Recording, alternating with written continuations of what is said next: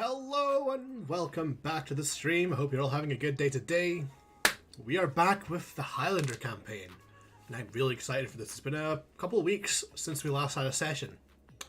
Now, some stuff actually happened after last session, after stream ended, which we'll explain. We'll recap what happened after we get into this.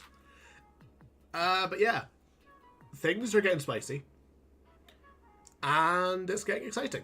So anyways, I'm going to go ahead and undeafen and call, let the people know that we're live, and yeah, let's get this going. Yes. We're live. Hey. Hello.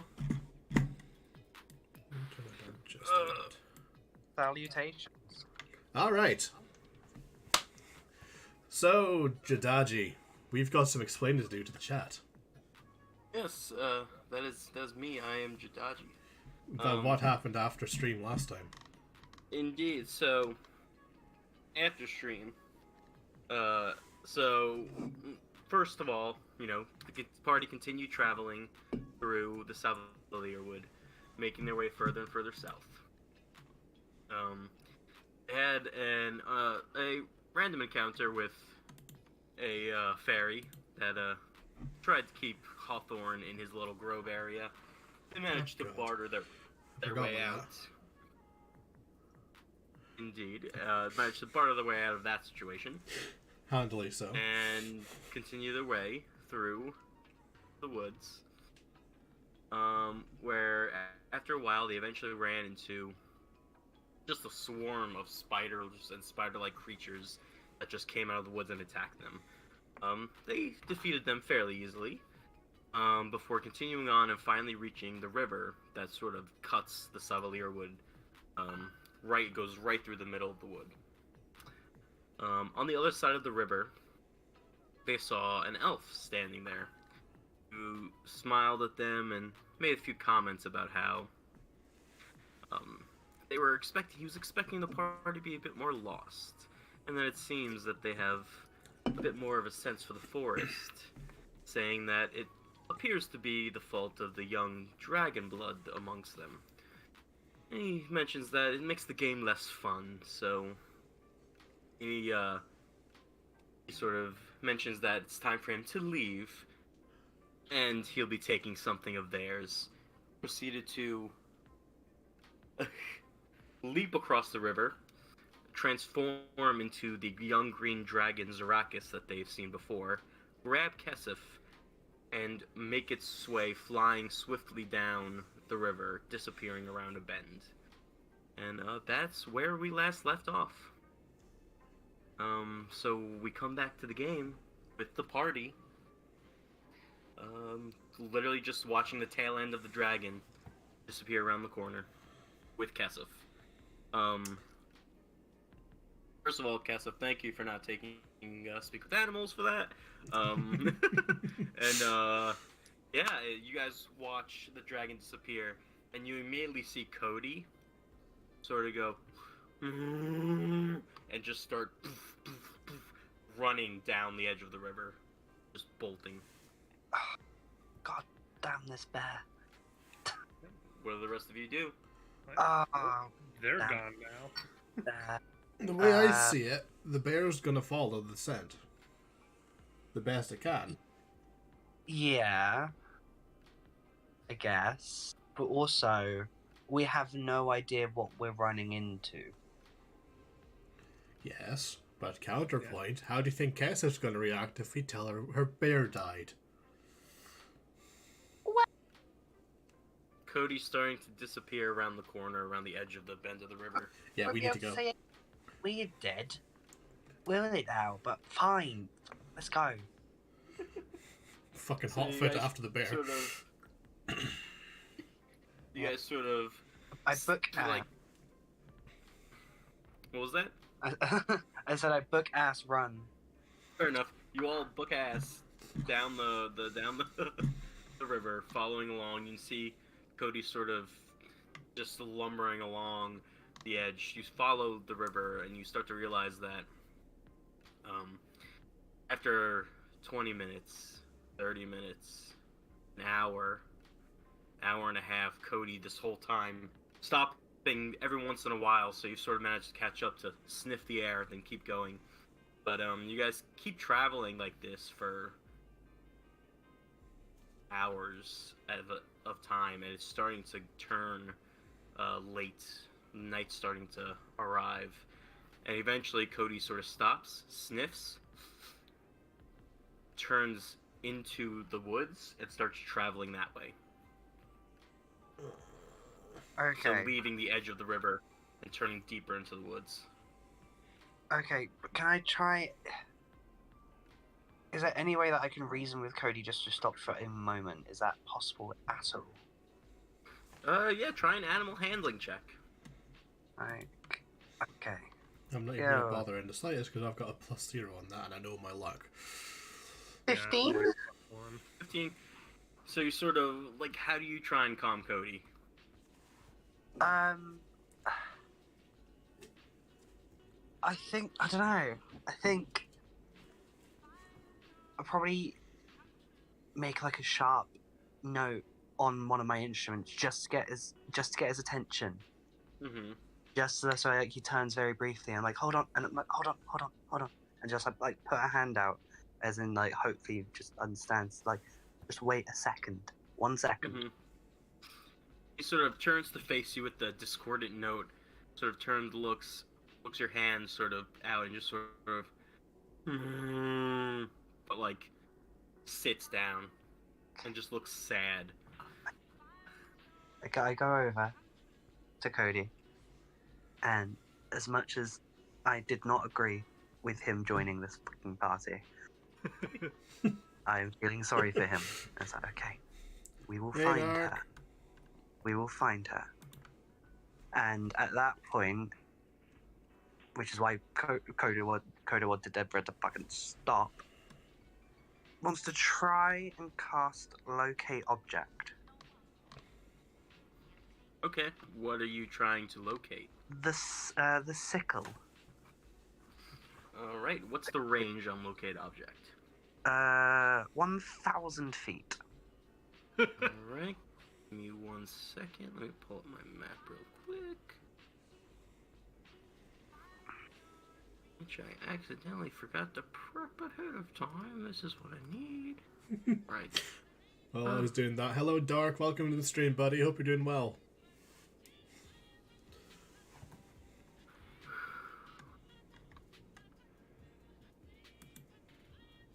Unfortunately, at the moment, you do not get any hits on the sickle. Really? Yes. So would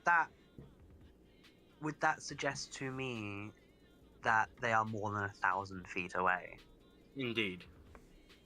Okay. Which, 1,000 feet, it's a lot, but it's not a crazy large distance, especially in a large forest. In the grand scheme of the Savalier Road. Yeah. Okay. Hello, Milo. I see you as well. Welcome in, friend. Okay, with that, I'd say... At that point, I'd go to Cody. It's like, right, carry on. You want to He travel sort of through gets the night? up. Cody's going into the woods. Well, we've not got a choice now. I can stay with the bear. Yeah. We've got to stay with the bear. Come on. After another, say, hour, 2 hours of travel, it's starting to get about like the equivalent of like 9, 10 o'clock at night. Cody sort of stops at one point and just looks ahead, and you all see ahead of you a large hill. It doesn't raise as high as the trees, but it's decently large, and cut into the hill, you see a large cavern. And Cody just stops and looks. So, sorry, what's Cody looking at? There's a hill with a large cave cut into it. Okay. And how long does Locate Object last? 10 minutes. Okay, then it's gone, unfortunately, at this point. Would I be able to cast it again? Yeah, if you'd like to. Yeah, I'll cast it again. Why not? Cast it on the sickle again. Yeah. This time you do get a blip. of the sickle within range. Remind me if it gives you an exact distance or not. So, you sense the direction to the location, to the object's location, as long as that object is within 1,000 feet of you. If the object is in motion, you know the direction that it's moving. Okay, you can tell it's not in motion, and it is directly ahead of you, pointed toward that cave, and yeah, down a little bit. But you're not sure how far. Okay. So at that point, I'd relay that information, being like, Kess is almost definitely in there. She's Let me go and check then. What I can do is I can cast invisibility, and I can go and have a sneaky look in from the mouth of the cave. Sort of get a lay of the land, come back and let you guys know what I see. Sure. Alright. I mean, why not? Okay, in that case. How far away are we from this mouth of the cave? Like, is it like... I'd say from the mouth of the cave, you're about like 40, 50 feet away. Oh, fair enough. Right. Sort of hidden in the trees. Right, okay. I cast invisibility and stalk closer. Alright. Well, I don't stalk straight. I kind of arc out to the side just in case there was something watching, because I don't want them to sort of get a beat on my location. And sort of go... And sort of come up to the side of the cliff next to the cave and follows... Well, it's not the cliff, but like follow the land towards the mouth and sort of peek in around the side to see what I can see. So you peek into the cave and you notice that, unfortunately, you don't see much as it goes, it dips down and then sort of flattens out. It doesn't dip down too far, but it does dip down and then flattens out and travels a little bit. So really you just see the dip and then hallway continue from Can there. I tell... Do I get a general feel of how far it goes? Just because of the dip, you can't really see how far it goes past the dip, unfortunately. Right. I'm gonna keep my invisibility up. I'm gonna stalk back. I'm gonna sort of tap a tree on the edge of the forest just to get the rest of them to figure out where I am, so not make them let them shit themselves, and just sort of go. Right. So from what I can tell, the cave kind of goes down, and then there's a straight tunnel. I can't be tracked magically, and my stealth is high enough, and this spell lasts long enough that I could realistically make some distance in that cave and just have a quick scout so we don't get caught out. Are you guys okay with me scouting ahead, or do you want to go together? Like, I would say we go together. However, we have a giant fucking bear cub with us, and I'm not sure we'll go through a cave with this fucking bear. As much as I'm starting to not hate him. don't size shame Cody. Yeah, man, what the fuck? Right.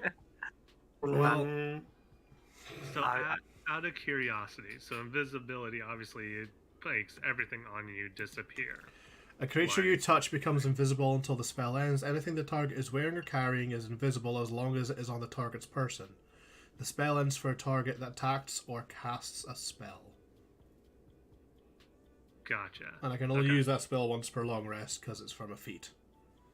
Gotcha. And Mage Hand is a cantrip of yours, correct? Yes, but if I cast Mage Hand, my invisibility drops. Frick. Okay. Because I was just thinking we can use you as like a scout, like go into the room, make sure nobody's there, we follow, you go to, like down the hallway, make sure nothing's there, we follow, but we would need a way for you to signal us. I mean, So I was thinking, the only things that I'm carrying are invisible. I could just sort of put the glowing rock down and let go of it, and it would appear again. True. Yeah, so I'm we thinking could. of a way that you could like flash us the glowing rock to say everything's okay. Okay. Yeah, so we could all go, but you just sort of lead the way, part by Alright. part. So we're about to waltz into a room with a bunch Alright. of baddies. This spell lasts an hour, so we've got some time, so I say we go for it. Okay, let's go. Alright. Let's hope this fucking So, giant bear. I'm going to tap like twice on the tree, give it a minute, and then follow. And then, like, Okay. I'll sort of wait, and when you see the green rock, just start moving forward. Sounds good. Alright. Alright. So Hawthorne, you're heading in. Yep. All right. You head in. So you head down the little short dip, levels out into a tunnel.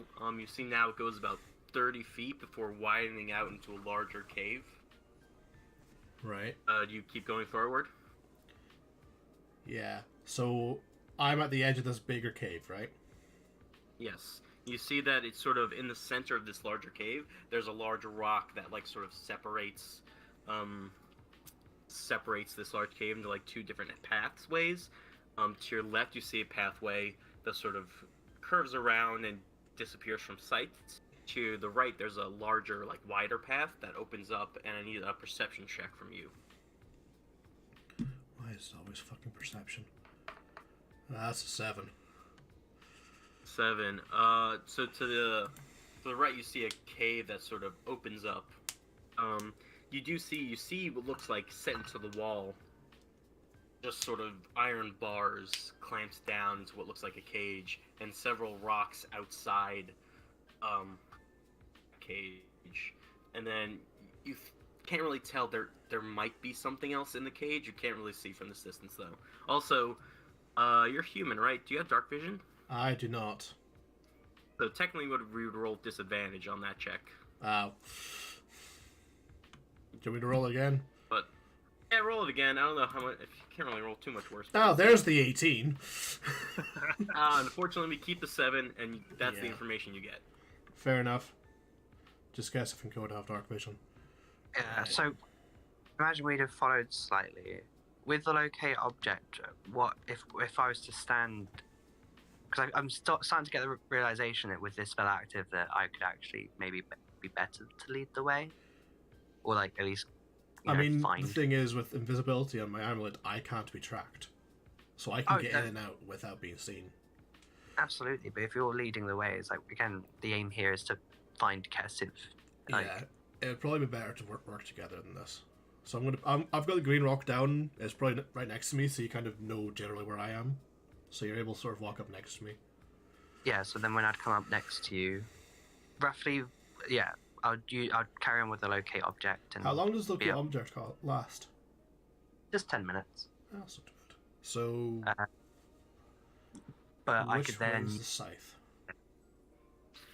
Alright, so you got the rest of you guys moving forward into sort of the mouth of this cavern, like you're going into the cave and going down. Yeah. We're kind of on the edge of the cave. That's where I was swinging. Yeah, but right on the edge of that opening. You are going down to the tunnel, though, right? Not decided yet, because there's... Oh, those guys. They're... Well, yeah, but you're not going into the opening, right? No, I'm waiting at the doorway to this thing yet. I'm not moved yet. I've still got the crossroads ahead of me. Yeah, okay, so you're at the crossroads, though. Yeah. And are the rest of you guys have to go down into the tunnel, go down a bit to get to the crossroads. Is that where you guys are going that far? Sure. Just to clarify? Yeah. Okay. In that case, I'm going to need everyone to roll stealth checks. And Hawthorne, you have advantage. Hooray. That's a good thing I've got advantage. Oh my god, that's still 17. That's a 19 total. Alright. Oh, there we go. That one. Oh no. 5.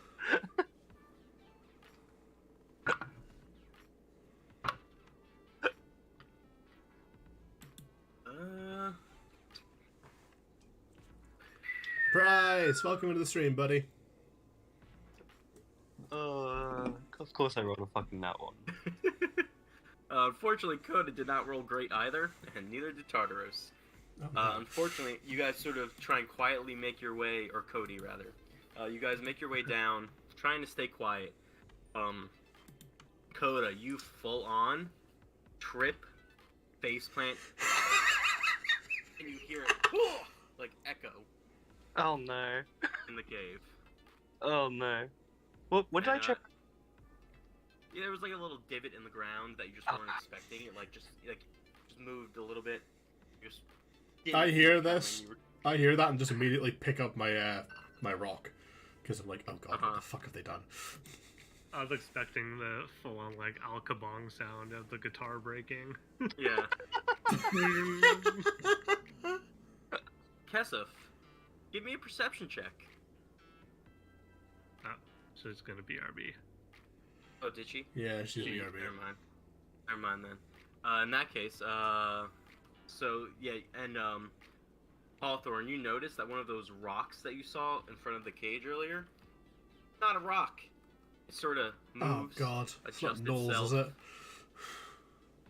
and it just starts making its way in your direction. Oh, wonderful. She's back. Oh. She's back. Ooh, Kesef, give me a perception check.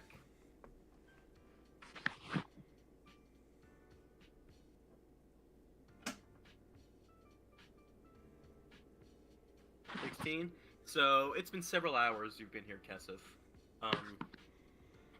You've sort of started to doze off. You're pretty sure it's like late at night, and as you're sort of starting to doze off, you just hear a echo throughout the cave.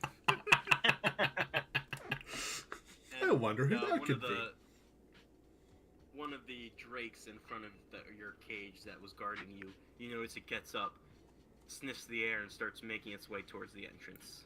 Oh god damn it! So, you guys have like time. Are you guys gonna do anything? What are you doing? You see the rest of you start to see this shape moving towards the entrance, towards where you are. We never took a rest. Yeah. No, we did not.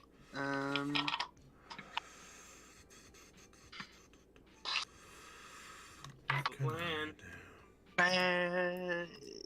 Fucking Retreat's always an option.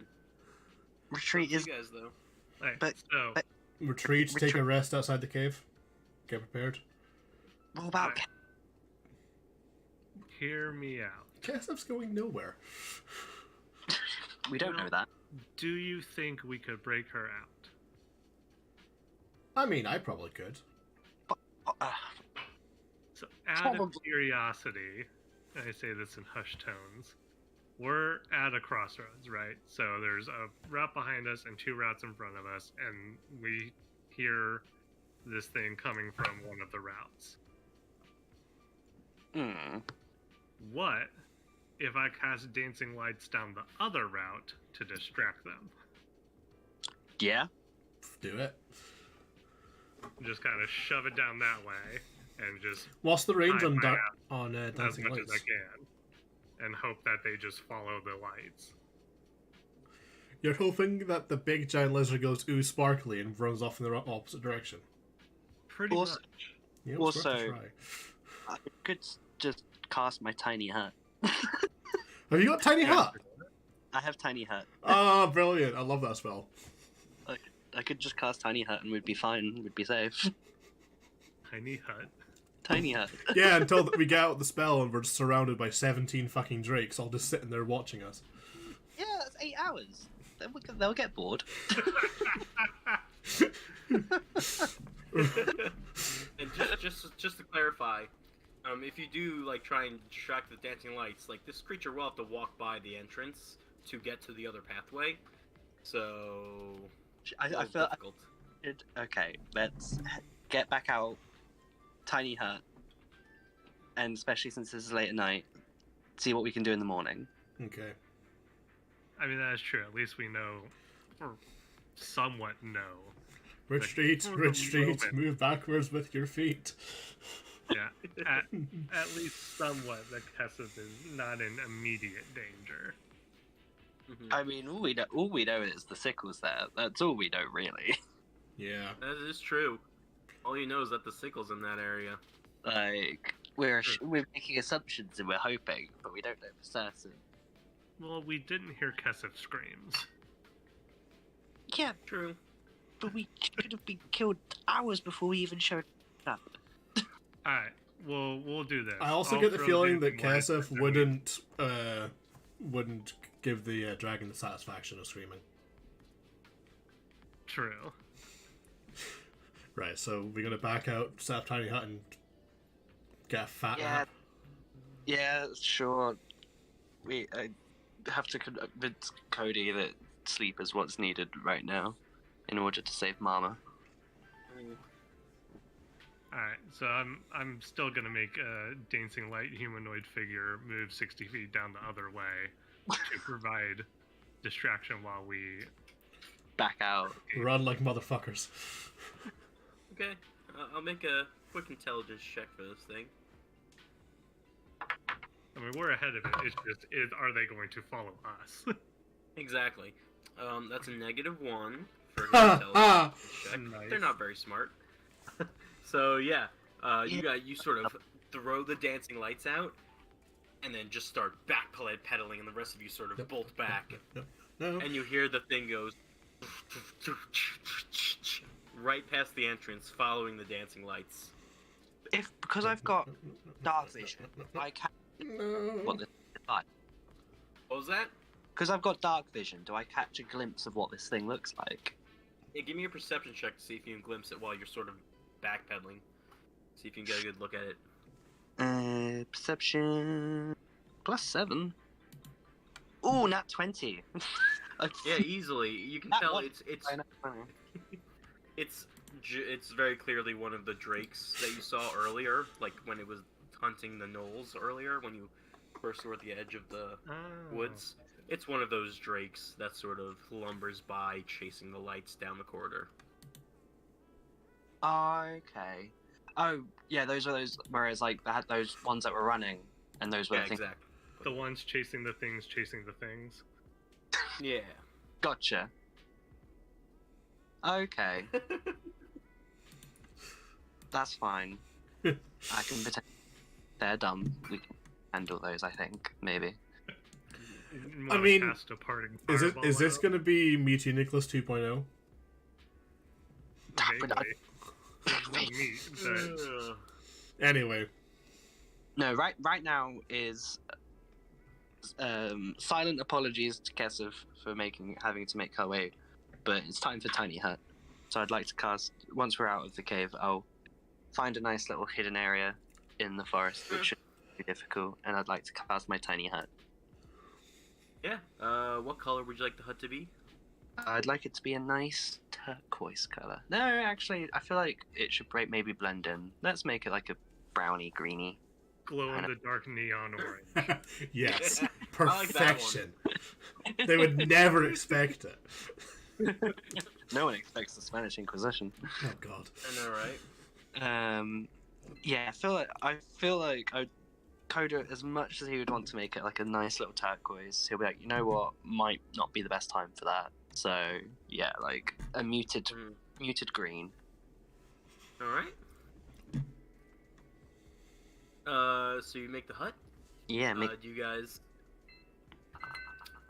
Are you guys gonna set up a watch, or are you just gonna let the hut do its thing? I mean that's the thing. Only us four, including Cody, are able to pass through it, so we should be absolutely fine. Yeah, of course. All right, then. Therefore, I don't feel any need to set up a watch, which is Yeah. quite Sure. nice. Sounds All like right. a good idea to me. So we get a long rest. Yes, you all get a long rest. Thank Kesef, you also do as well. It's not a comfortable long rest, but you do It's a long eventually rest nonetheless. fall Long asleep. rest is a long rest. Long Indeed. rest. Awesome. Because I realized I was so out of spell slots. Well, the thing is, since I leveled up, I got my 2 second level spell slots, so I am excited. Listen, I don't know. I heard that snort. You all wake up the next day. The hut vanishes, and You're the surrounded day by is goblins. You're More surrounded by little goblins. guys with Yes. the devil swords. I'm gonna do something fun real quick. Kesef, do you mind joining me in the general voice room real quick? Oh no. The rest of you guys do your long rest, and yeah, chat amongst yourselves, plan what you want to do this morning. And Kesef, you're just in the other room. Oh, Oh, I'm this is terrified. How are we gonna have some fun with this? we can really split the party. Oh, absolutely. We Uh, definitely split the party. So are we now going to just Leroy Jenkins the shit out of this? Oh, definitely. Yeah. Just balls to the wall charge. Just Yeah, I'm just gonna throw as many fireballs as I can, Yeah. which is a here's the plan. basically Coda, Ryan, you fireball. Me, Nipper, we'll just cast as many chromatic orbs as we can. And we'll just blow the shit out of this. We'll just hit anything that moves. I feel like that fits our modus operandi so far. We're just gonna plow right in, but like a fireball first, and then we just fly through it. Some pyrotechnics. Wait. I can cast Scorching Ray. I can cast Scorching Ray. I've also got Agonar's or Scorcher as well. That's fun. So, yeah. Yeah, basically that's us right now. Just, with magic missiles instead of... I wonder what. See, we can see her messages into their chat. And it's like, Oh, no, whoops, did you see those? Oh, well, unfortunately. Yeah, didn't what do you guys like- do? We've decided we're gonna Leroy Jenkins this shit. wait, I'm sorry? I That's didn't the plan? serious about the Jenkins.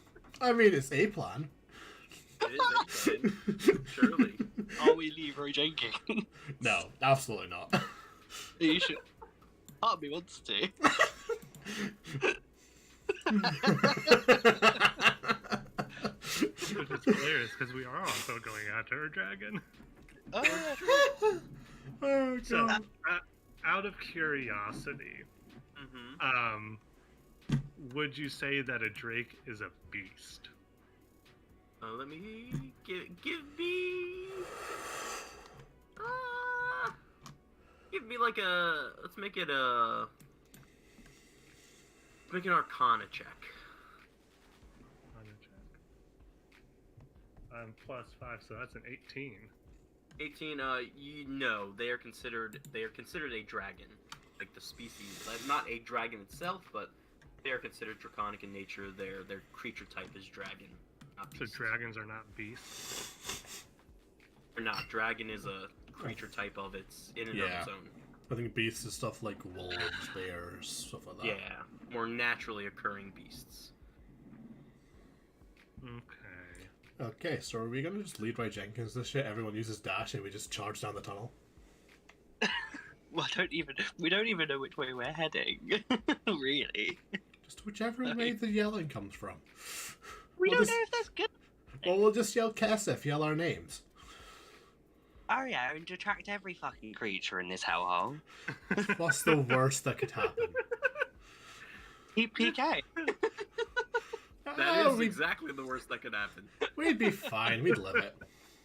We just run in, fireball at our feet, Put a and lot of just... faith in the fireballs. We run in, we fireball, victory. Okay. If right, if that's what's happening, it'd be like, you know what? Fuck it. And just head to the gate. I'm kidding. Jesus Christ. I never asked where Kesef was. I said I cast fireball. Nope. I just got into the cave. This is where I kind of come out of my daydream. Like, oh shit, he's gone. Yeah. Oh god. we just hear sounds of explosions from inside the cave. Oh Jesus. It's like, I wasn't serious, Coda. Oh boy. No, but I mean, like, what's the plan? What are you doing? Well, we're gonna go in the cave. Obviously. Yeah. I mean, All right. How are you What? proceeding? Stealthily? Right. Just fucking going stealth for it? until stealth is no longer an option. Yes, that. So we're gonna start stealth, and then the moment the Oh, yeah. stealth isn't an option, we blow the shit up. Sure. Okay. Improvise. Okay. All right. In that case, so you start your way down the cave, down that sort of little dip into the long hallway, and give me stealth checks, everybody. See, this would be. That's a nat 20. useful. Let's. Very nice. Let me get. Oh no, I'm going to use actual real dice this time. Why not? This- Am I going? this was 29, I useful just- effectiveness Y'all are round. just walking forward, and I just go poof and disappear into the shadows. It's like, fuck, 19. not 19. bad. Very 11. nice. For context, I just rolled a 29. Jeez. I've got Wow, plus and it I've got +9 on stealth. with an 18 for Cody, that's a pretty good. Much better Somehow than. stealthier than the small Verdant. Yeah, you Yeah. guys. So you guys make it to that crossroads. I feel like and my appear stealth to be- my stealth score is high enough that I can safely be just going like da da da da da da da. But it's like the Mission Impossible theme as we're sneaking Oh down. God. Like my stealth is so high that I would be able to get away with that and no one would notice. Let's be real. Mhm. Pink Panther. Da-da, da-da, da-da, da-da, da-da, da-da, da-da. Anyway, All right. You guys make your way back to that same crossroads. Give me perception checks again. do I have Not disadvantage? everyone can do. Yes. If you don't have dark vision, you have disadvantage. Well, that's an It's 8 not very again. dark in here. Rolled on 2. Okay, mine 14. Wait, no, I wanted to use my real dice. I have a habit of using. It's pretty much actually almost exactly the same. 12. How did I roll better than you with disadvantage? Because I'm 5. Hmm? All right. What's the- What did I roll in there? You rolled persuasion, Hawthorne. Oh, I Not did. perception. My mistake. I was wondering, like, how did I get a bonus on that? Let me do that again. Hang on. Oh boy. Yeah, that's not one. Okay. Ignore what I said. I was kind of like, how do I have a modifier there? Yeah. What'd you roll again, Coda? 12.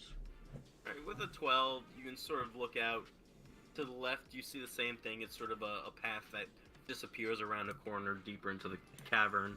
And to the right, you see that same cage.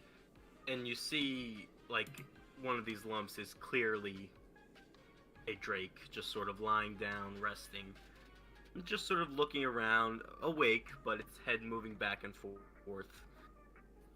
And, it's sort of, you notice that one of the other rocks also moves, and is also a drake. This one sort of, as you sort of look over at it, it sort of gets up, shakes itself a little bit, and just sort of starts to, like, pad around in a circle, just sniffing. But nothing seems to notice you. Fortunately, that's all you can see at the moment. Okay, so earlier when you mentioned like the metal bars, do I see metal bars? You do see that those bars, but unfortunately, you can't see much deeper past them. Okay, but I feel like metal bars suggests prison or cage of some kind, which would suggest Very something. It well. might not be Kesef, but it could be something. Mm. So I feel like it's worth the shot trying to head on down there. All right, what's the play? Because you can clearly see these two drakes now, directly in front of this sort of caged-in area. What I think. Well, This- first off, I'm going to cast Mage Armor, just because I know things are about to go sideways. What's that? Sure. What does that require as far as Funny you should ask. Let me find my thing. I can perform the somatic components of spells when I have weapons. Shit. I thought I could do it without talking. I know there was something I could do as a warcaster. Unfortunately, I believe you would have to speak and move your hands. Both, I believe it's verbal, somatic, and material. So It is. you can try it. I'll let you do like a sleight of hand check to try and keep everything quiet. I mean, shit's about to go sideways anyways. Like, we're gonna get into battle. What makes you think Like, that? I could sneak past these things. They're both awake.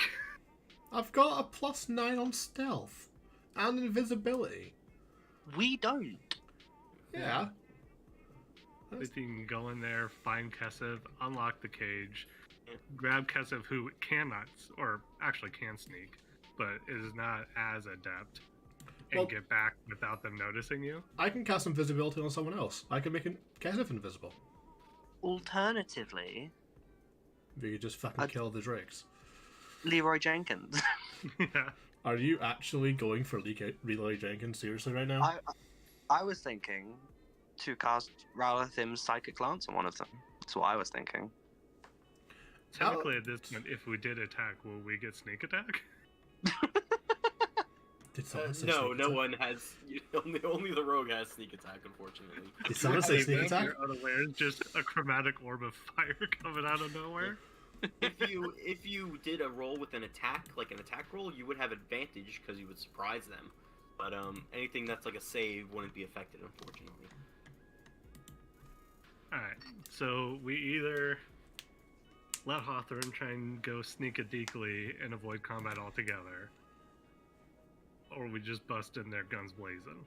Okay, what I'm gonna suggest is I'm gonna suggest Hawthorne sneak in, but can I prepare Ralathim's Psychic Lance for if shit goes sideways? Sure, and just to be clear, so this cavern's fairly empty, so you can tell from here that, like, there's really not much to hide behind, so unless you did use invisibility, even if you rolled a natural 20, you can't natural 20 hide with nothing to hide behind, out in the open. You're still out in the open. So it would have to require invisibility, because there's really nothing to hide behind. So what do you think? With Ryan's perception, well, actually, we don't even know if Kesef still has her weapons. They probably would have taken them off her. But the Unfortunately, benefit of, at this point, you don't even know if Kesef's in that cage, because True. unfortunate perception rolls from you guys. Wait, hold on. What if I was to cast Locate Object again? but Yeah, you if can do the that. weapons aren't on her, then it's not custom. Yeah, that is assumable. If so, it's like, okay, you can at least locate her stuff if she's not got her stuff on her. But if that's... There's no reason for keep the stuff in a cage, so if that stuff is in the direction of the cage, that would suggest she's still in there. Vaguely. So yeah, I would... So ask. here's my thought. Once again, prepare for the worst. But if Hawthorne can try and sneak so Hawthorne makes himself invisible, Right. finds Kesef if she's in there. I could go invisible, sneak over, see who's in the cage, and then come back. Yeah. If it is Kesef in there, you could try picking the lock, at least free Kesef. That way, if we fight, Kesef is able to fight with us. And she can use magic, and I can let her borrow my short bow. Exactly. I could just suggest it that if I use Locate Object, we might have a better idea on if it is Kesef in there. And Yeah, but- that'll work because once again, you're going to have to cast a spell and they might hear us. Plus, Yeah, I did check. what are Yours the require verbal and somatic, so what Yeah, are the so who one- would leave a prisoner in a cage with all their weapons and gear? Well, not in the cage, but they might be in the room. Well, So yeah, but then Coda could try to retrieve the weapons. But at the same time, Kesef is also a Dragonborn and has breath attack and can borrow shit. Okay. So, doing it Hawthorne? Sneak through? Invisibility? Because then at that point, at least if we can free Kesef if she is in there, then we'll at least have one more person to fight with. Okay. That's fine by me. That's like mobile and not stuck in a cage. So the kind of point is at least free Kesef, and then from that point just try and escape and fight if we need to. Again, And I can probably back up because invisibility is also a verbal somatic, so I can probably back up a bit to a point where I'm not likely to make them hear it. yeah, you that could- works. Especially because it's a longer lasting spell. Yeah, Alright. you could back So out a bit. Right. Do you want to do that? sure. Right. I'm gonna back I up. mean, theoretically, Coda, you could do the same thing. Back up, cast locate object, move forward, back in, see where the... I Right. mean, with what with what John said about why would they keep them weapons in the same cage? That kind of makes sense. That's fair. Yeah. All right. Right. But yeah, I like. Okay, I'm going to back up. All right. Sort of like halfway up the tunnel. And I'm going to cast my invisibility. Alright. Out of curiosity, as of Verdun, I have limited telepathy. Mm-hmm. Can I, like, probe out to see if I can find Kesef within 30 feet of me? You can. It's 30 feet. 30 feet. Unfortunately, you can, and you can tell from this distance that that cage is not within 30 feet of you. It's about 50 feet Damn. to like the cage at the edge, so you can tell that she's not within 30 feet of you. You couldn't have It said doesn't that make earlier, Tartaros. I could have cast invisibility on you, and you could have just wandered out into the middle of the cave. Yeah, and do what? Use your telepathy to see if it's her. Well, but you could also just sneak over there and see if it's her. That's I right. was just gonna tell her if I knew that it was her to prepare. Fair. Right, well, no time like the present. Hawthorne's gonna sneaky deaky his way across this big ass cavern. Alright, the rest of you, the two of you, are you gonna stay near that sort of entrance to the split? No? Oh yeah. Yeah, I'll stay there, and I will. Again, just to say, if you see the green orb, attack. If you see the glowing green rock, just attack the drakes from where you are. Okay. Yeah, See but it. We're around a corner. We just see the green rock fly into the.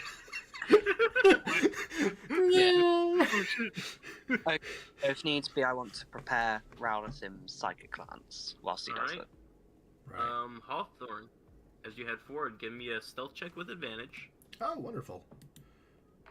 I always forget I can just right click this thing. Yeah. That is a 28. Yeah, okay, so you quietly make your way forward in this sort of dim light. You sort of get a little closer to this cage, and there are a few torches. Casting again, it's very dim light, nowhere near bright, but there are a few torches that sort of light up the front of the cage and are inside of it that sort of cast long shadows. You move forward. You sort of end up going right between where the two drakes are sort of just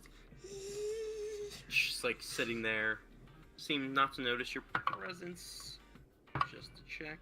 I don't know. Yeah, they don't notice you. Sort of slowly pad your way forward to the cage. You get right up next to it, and you can see inside. Kesef, what are you doing in there? As you sort of wait, you have these rations that were thrown towards you only a few minutes beforehand. And what are you sort of doing right now?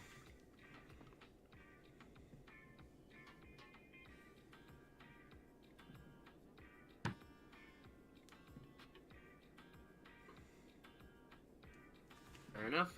See Kesef sitting in the cage, sort of just nibbling on some like dry rations. Hawthorne, also give me another perception check with disadvantage again, unfortunately.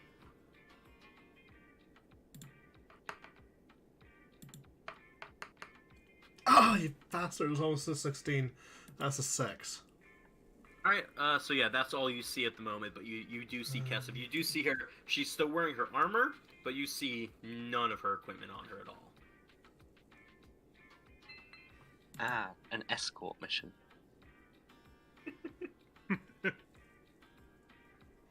What are you doing, Hawthorne? So you're directly in front of the sort of door to this cage. You do see a lock on it.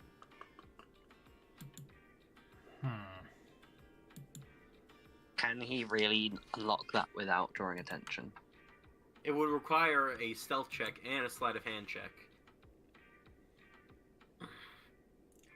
But like once the door swung open, it would be pretty hard to conceal that it was open, but you could get it open without being seen if you rolled well. I'm wanting to try something. Okay. Purely because Hawthorne at this point is just on edge. And he knows spells and magics. Like, he's used some magic to disguise himself and disguise others. I want to do an insight check to figure out if this is actually Kesef. Sure, give me an insight check. Would I have advantage because I know her? I'd say, yeah. You know what? I'll give it to you. Take advantage for that. You're gonna regret that. That's 19. Okay. Just based on her movements, you can see the thoughts, like the wheels spinning in her head. She's thinking hard about something. It looks like she's examining her cage, looking at the two drakes, sort of thinking. Just the way she's sort of calculating everything, you're pretty sure this is actually Kesef. And she looks like she's planning and just trying to figure out what to do next.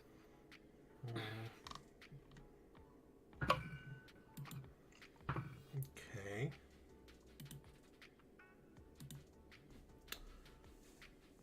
As another test, because I do not trust this in the slightest. I've still got half a bottle of alcoholic creature blood left, and I know that she would recognize it.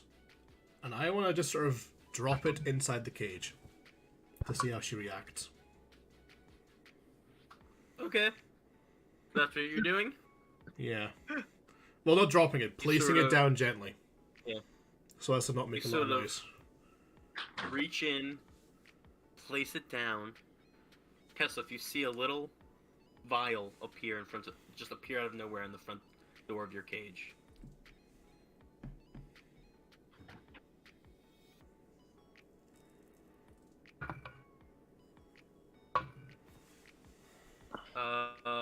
Tartaros and Coda, give me perception checks.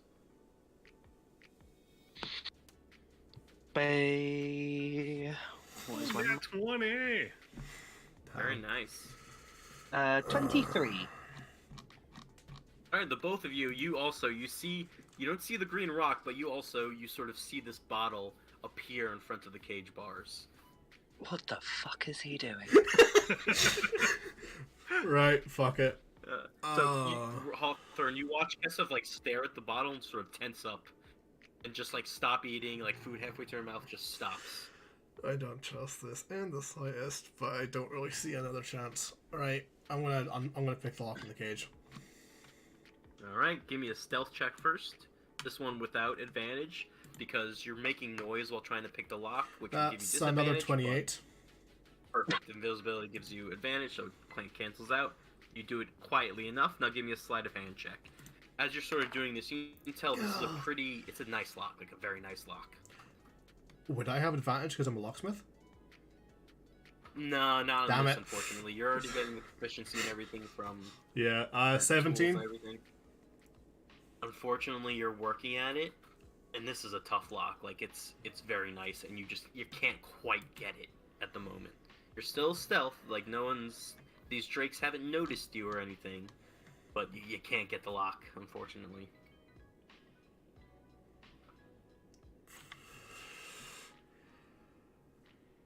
You hear Kesef say Hawthorne.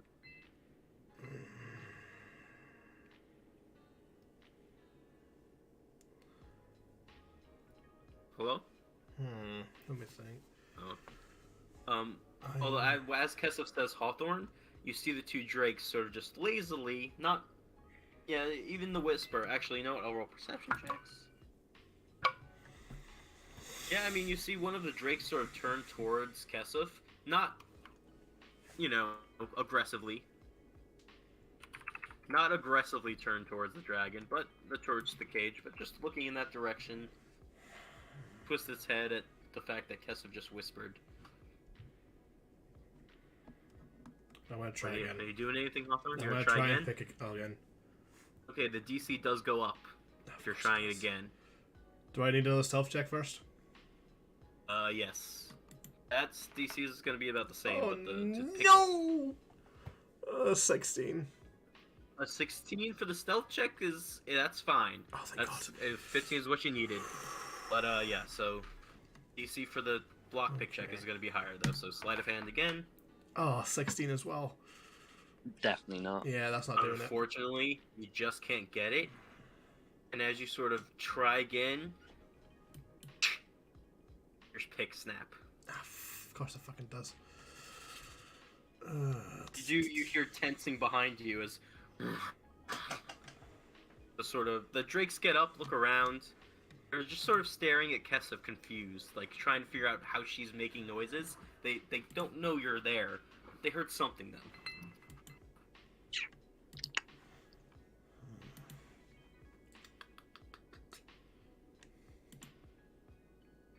It's on you, Hawthorne. You gonna do anything? Indeed.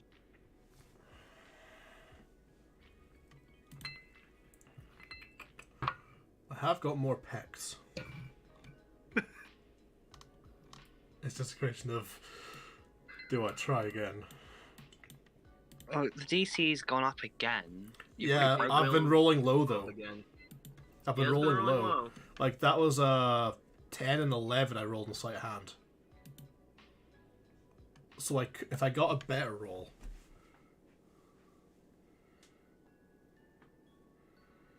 Tartarus and Coda, give me perception checks again, please. Oh, I thought it was about to be another net 20. 26. Hold a second. Oh, Would I what are you? vaguely know that he's probably? Oh, I guess. No, I wouldn't know that he's picking the lock. I mean, with the what's your perception check? The first one was 20. That one was 10. Okay. I'll say Coda. You also hear like a slight, only because you rolled so high, a slight snapping sound, and you see the drakes sort of start to get up. Okay. And yeah, I mean, Kesef, if you wanna, I mean, it's up to you. They Right. are more alert now. Like they're not on high alert, but they're sort of just like, rather than dozing like they were before, they're sort of staying up now, looking around. I kind of Not so much at Kesef specifically now just sort of observing the cavern as a whole more.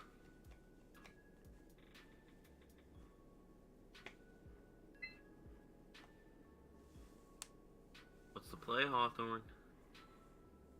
we'll see what Kesef says first. What are we doing?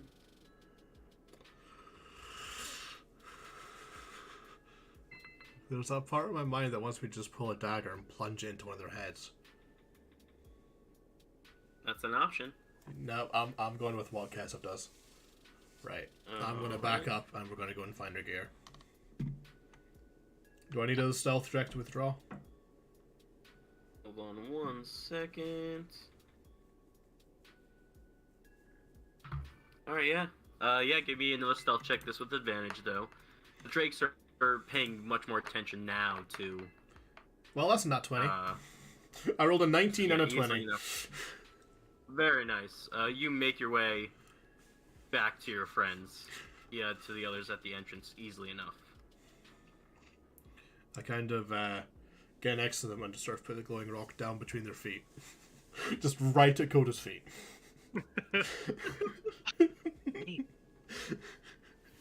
Weirdo. I kind of scoop it back up and put it back in my bag and just sort of go, right, that lock's a bastard.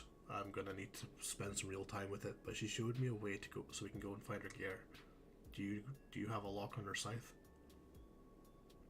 I mean, not right now, but I can get it. That would probably be for the best. We need to know where to go. Okay, so obviously it's a bit verbal because I need to actually speak the object out. So I feel like we should back away from this cave a little bit. All right, let's do that then. Yeah, easily enough. You guys sort of back up to the entrance. You cast the spell. Yeah. Okay, object. So I should know in what direction it is at least. Yeah. You know it's down the cave, and as you sort of make your way back down towards that, that like crossroads area, kind of, you tell it's definitely more to the left, not in the direction that Kesef's in, but the other way. Okay. Of course it is. So Coda would start leading the way and just being like, right, let's get her shit. Mm-hmm. Alright, so are you all just making your way towards the left? Yeah. I'm there too, but like I'm still invisible, so I'm just kind of like just floating around them. Alright, stealth checks then, please. Do I get advantage because I'm still invisible? Indeed. Yes. Okay, +4. That's a 28. I was just gonna stay, and I was like, no, this will be fun, and I rolled a 3. Making faces at Coda. Definitely. I'm just there making just stupid faces at Coda. 19. 19, not bad. Cody's sort of gonna stay back at the entrance, sort of look at you guys, just sort of sit down and stare at the cage where, at this point, you all know where Kesef is. Are we going to acknowledge Tartros' 3? We can. Fortunately, the two of you rolled well enough that you sort of, Tartros goes to trip, and Cody, you sort of catch him, because you were sort of, you had this happen to you, so you were ready. You catch him and pick him back up. You guys make your way down this sort of corridor. Fairly stealthily. Who's leading the way? Coda. Coda's leading, Tartaros is in the middle, and I'm kind of just floating behind them. Not that I know that. Sure. You sort of get around the corner and go forward a little bit, and it opens into another small cavern. You see there's a fairly large pathway to your right, which, based on how big the place is and what you've seen so far, you assume leads back towards the drakes in the cage. Give me perception checks, everyone. That's a 15. Why did I make That's wisdom? it. Why did I make wisdom my dump stat? That's a nat 1. So I don't 8. know. My God. Unfortunately, Hawthorne. So first of all, even with natural 1, what you guys do see is this sort of cavern opens up a little more well lit. There's some more torches in the area, and you see sort of in the back of this sort of well lit cavern area, you see a large pile of gold, platinum, silver. This is what looks like items, magical items in the middle of it. And sleeping on top of it is a young green dragon. Shit. Hawthorne's bag just what you goes do to his see- bag of holding. And with the 19 from Tartaros, you see off in like a corner, you see what looks to be several different mundane weapons, like sort of shoved off to the side, like they're not worth much. You see like you manage to see Kesef's short swords and her bow and arrow, along with another few more basic like swords and axes and stuff. All weapons. What about her scythe? You do not see the sickle in that pile of mundane. So it's It's magical. probably It's going to be in the front. in the pile. The dragon. Unfortunately, not high enough to see quite what's in that pile, unfortunately. You can see But- just a general... I mean, I'm invisible. I just want to say. I've been tracking a dragon this entire fucking time. Of course you have. Hawthorne is just like got his hand over, like holding onto the bag of holding at his side, thinking how much gold he could get into it. Well, Hawthorne, as you said, you're invisible. Fucking go get her shit. Okay. If you die to a dragon, I mean, like, I'd say that's probably the best case Right. scenario. I'm gonna start with the mundane shit because I feel like that's the safe option.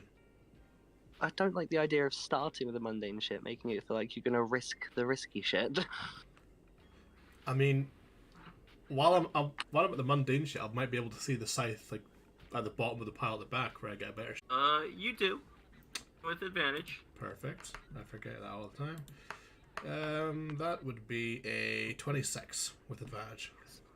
Unfortunately, like earlier, there isn't much stuff to like hide behind and stuff. This is a fairly open cavern, but with the invisibility, easy enough.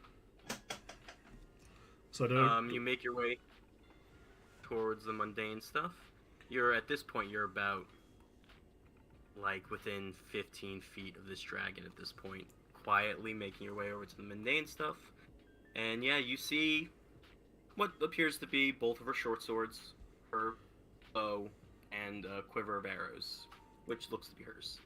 I'm going to, as quietly as possible, put all of them into my bag of holding. Yeah, give me another stealth check. One roll this time, because again, making noise, cancel that out by invisibility. 16. Okay. Yeah. You sort of get the items into your bag, and you sort of tense. You hear like you actually clang the two swords together. Tense. No reaction. And yeah. What would you like to do? I want to... Have I got all our stuff in my bag now, then? You've got, all of her mundane weapons are in your bag. Now. Right, give me a second. Sickle. We don't need to get it. Right. Almost very sickle, damn it. When I turn... I want to inspect the gold pile from the angle I'm at to see if I can spot her sickle. Yeah, give me. I'll make this an investigation check because you're really sort of focusing in and trying to get what Thank you you. want from there. 17. 17. Give me 1 second, Kesef. Which ring is that? Because I think I also forgot about it.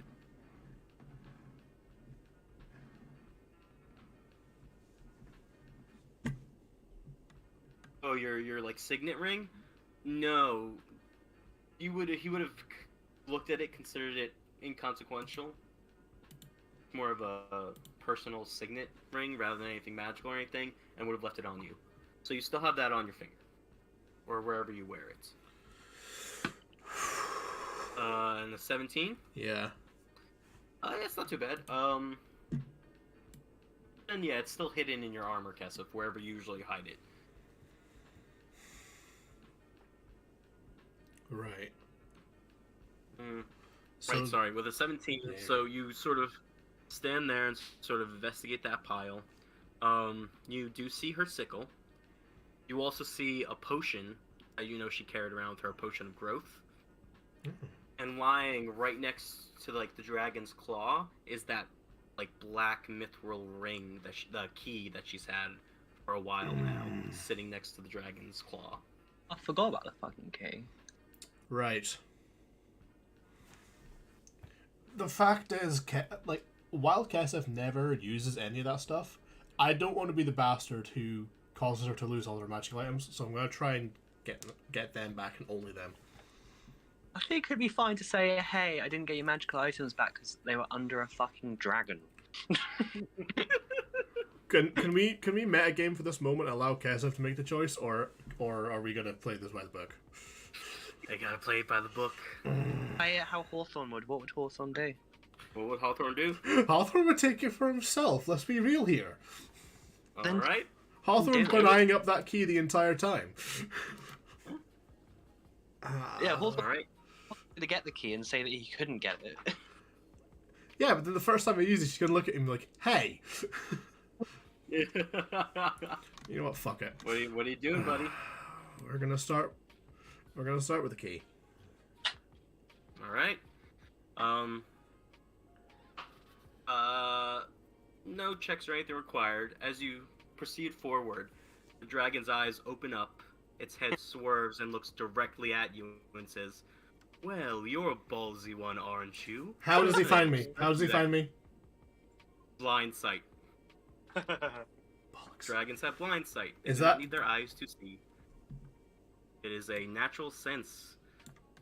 They have heightened senses, and they do not need their eyes to see. They can see creatures that are invisible within a 30-foot radius, Well, which you are fuck. about 5 feet. He saw you the whole time. But anyway, he sort of looks at you and says, "Well, I didn't think you'd be so ballsy as to come right up to me. It's really unfortunate, isn't it?" I just sort of drop the spell. Just, well, what can I say? I'm Yeah. made of bravado. What can I say? Yeah, and a claw comes slashing down at you. Let's roll initiative. Oh, great. Oh, love it. Oh, wonderful. God damn it, you had to go fucking for the key. He saw me the whole time.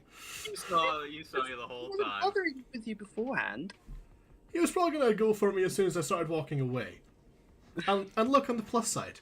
We kill him, we get his horde. He's a fucking dragon. We're level 7s and we've got all sorts of magic. He's a young green dragon, he'll be fine. They've only got like 150 HP.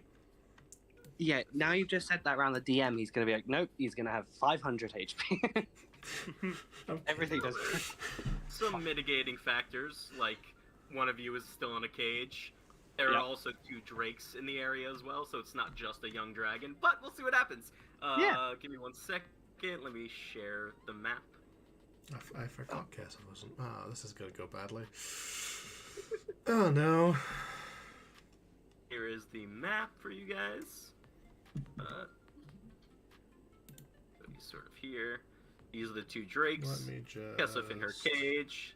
I cannot believe you tried to nick from a fucking The dragon. dragon, and you 2 are down. In here. what way is that out of character for Hawthorne? Let's be real here. No, it's completely in character, but Coda says it just so he still says, "I can't believe you do this sort of thing." I can't believe Yeah. you've done this. All right, let me roll some initiatives for my creatures real quick. Starting with the drakes. Oh, wow, very nice. And with the dragon. Not bad. All right, initiatives 20 and up. All right, 15 to 20. Oh no! Oh no. Okay, 10 to 15. Oh, no! No way, guys. Coda, what did you roll? Yeah, I mean 5 to 10. Yeah, 7. It's just the y'all. Coda, what'd you roll at this point? 5. 5 and Tartaros? 8. Oh my god, 5, 7, 8. Kesef, you can roll We're as well. in What'd you roll? danger. 'Cause you can still be part of the initiative. Kesef rolls a 23. Look at that 20. Wow. Kesef gets the nat 20 in initiative. Does that So get her what is 2 rounds, which lets her break out of the cage and actually help us here? We'll see. In amazing fashion, Kesef, you hear the voice coming from down that corridor. You hear it say, "Well, that was very brazen of you." And you hear Hawthorne respond, Well, what can I yeah, say? you I'm mean- made of bravado. "Exactly." And you hear all of that down the hallway. You You watch just- as the 2 drakes stand up, look down the hallway, and look like they're tensing to get ready to charge down that direction. Kesef, what would you like to do? What can she do? Distract them. She can cast magic, hopefully. How you still have your magic, you can still use your magic, but how would you like to distract them?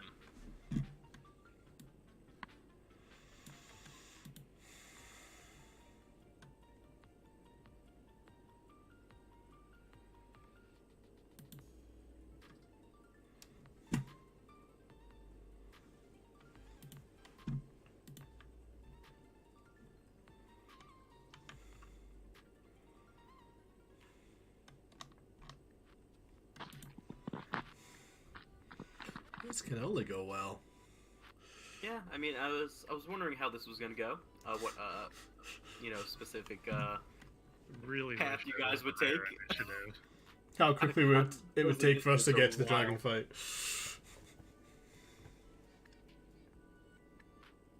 I was just gonna fucking. We could have just Leroy Jenkins. Get rid of. The dragon. We're in the same result as if we Leroy Jenkins. Yeah, but we'd have had an advantage, and we might have killed the drakes, and then maybe be like, well, we could now get Kesef out before we fucking deal with the dragon. Fog Cloud isn't a bad idea, though. I mean, it's up to you.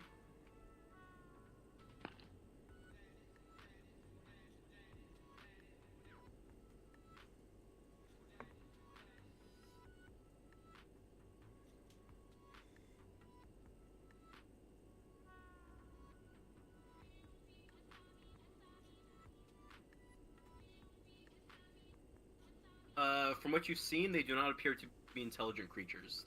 They are very low intelligence, sort of draconic in nature, but not as smart as a full-blooded dragon.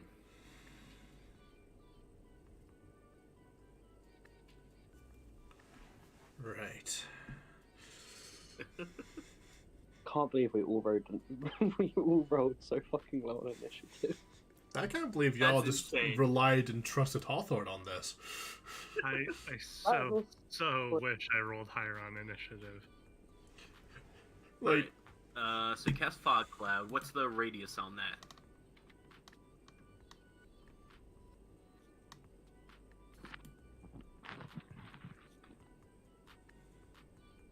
It's like is it a 20-foot sphere or something, or a 30-foot? Do you know what the spell says? 20-foot center on a point within range. Alright, is there a specific, you want to sort of put it just right in the middle of the drakes? So like right here would get like both of them.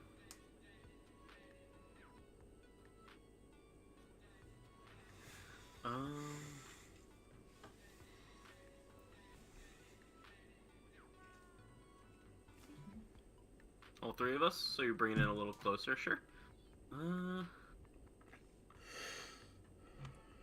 do this. I don't like it. He's got what? Ooh, I've only actually just opened up the stream. We've got a nice little fancy background for the battle this time. Yeah. mm-hmm. I'll put it here. I actually made this map in Incarnate. Hey, I thought I recognized the designs. That's cool. Yep. You I enjoy- started using it for another campaign I'm doing that I'm setting up now. It's But, good, isn't alright, it? so I'll put it there. Yeah, it's pretty. It's very nice. I So it'll say, yeah, the points like here, so like 5, 10, 15, 20, so like this area, fog clouded, fog clouded, fog clouded, just a general gist of it. That's all covered in fog. Be like a little further out this way. Alright, and you are in it as well. Is it anything else you'd like to do? Because I believe that's your action.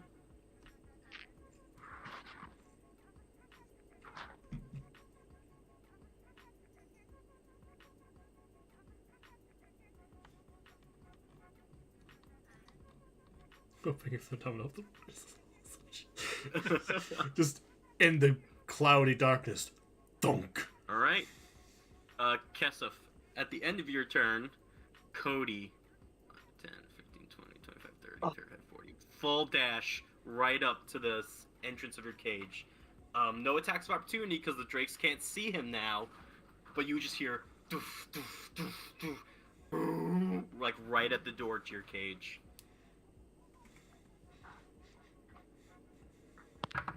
Right. Alright, next up is indeed the drake's turn, both of them. Oh, wonderful. Go for mama. That's another thing as well. Now you can command Cody to fight. Indeed. He's not the strongest, but he can do stuff. Alright, so both of the drakes rolled fairly decent perception checks. One of them is just gonna bolt out. Shit. Let me see there. Get to about there. This one sort of takes in the surroundings and dashes right up to Hawthorne. That's his whole turn, though. The other one, though, sensing Cody here, is going to attack Cody. He has disadvantage because he can't see in the fog cloud. But Cody's AC is not high, but that's a 4, and even with bonuses, that is not going to hit. So you hear one of the drakes, one of the legs, like skitter off into the distance. Another one, though, sort of get closer to the cage, right to the gate, and you hear you just hear these sounds of what sounds like Cody fighting something at this point. That is the end of the drake's turn. It is the dragon's turn now. Hawthorne. Hey, big feller. That's gonna be 3 attacks against you. Oh, yay. The first one's a bite.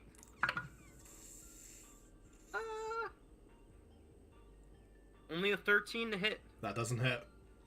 And 2 claw strikes. That's a 24. And another bad roll. Only a 12 to hit. That doesn't hit. So you manage to duck out of the way of the bite, dodge one of the claws, but one of the claws do catch you across the back of the shoulder. Ah, you bastard. Wow, I rolled terrible damage. Thank God.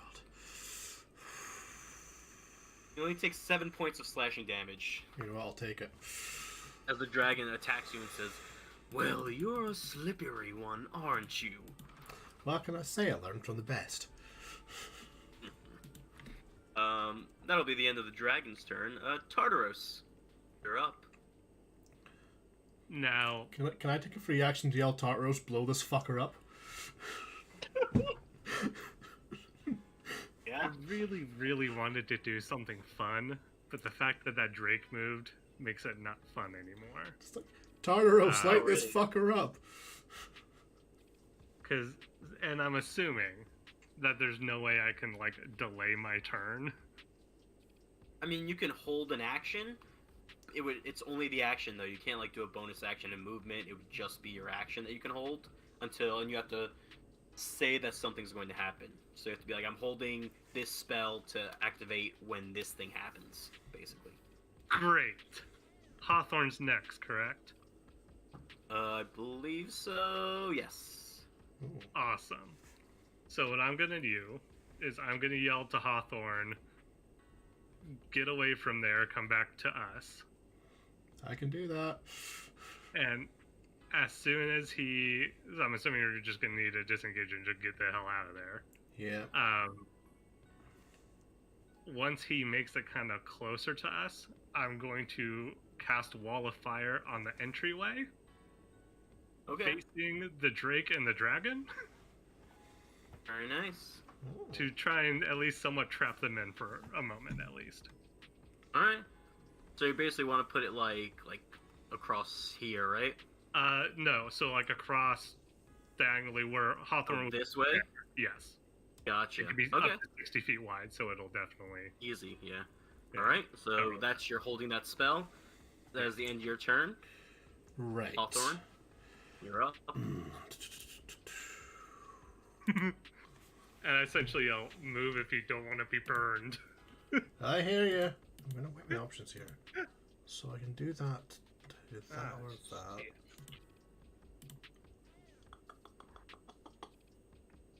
How much movement will I need to get out of there? And get out of range of fire? Like 20 feet. 30 feet would get you a decent distance away. Right. In that case, I'm going to take the disengage action. All right. I'm going to move 15 feet until I'm in a position where the Drake's more or less directly between me and the dragon. Like there? Another 5 feet down. There? Yeah. I'm going to cast, because I want to get some fire in here too, I'm going to cast Agonasser Scorcher at 2nd level. Sure.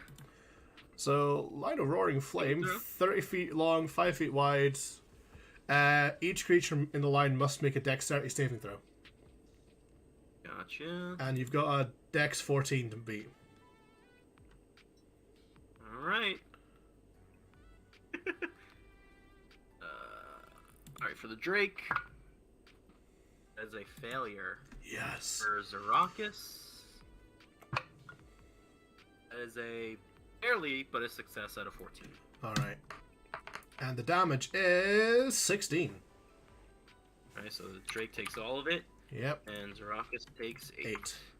As you sort of duck around, the dragon tries to take a swipe at you, but you're too fast. The Drake as well swipes at you, but you duck out of the way, spin around, throw out your hands, and this fire just blasts out of them. The Drake fully engulfed by it. The dragon sort of throws up a wing, covering itself to prevent some of the damage.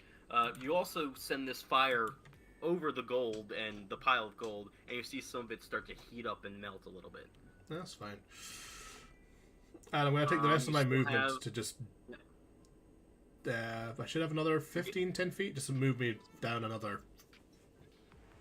to there, yeah. And then There that you go, and should... at that point, Tartaros' held action activates, and baby. a line of fire appears. Pretty orange. So you want to do it like across right here. Yeah. So like wall of fire. How wide is it? 10 feet wide? Hold on. Or is it It's a 5 feet foot wide? thick, but it attacks Oh, only anything a foot within thick? 10 feet of Gotcha. it. So yeah, it's about there. So it's And that... does it activate when a creature starts its turn there at the beginning Yeah. of a turn?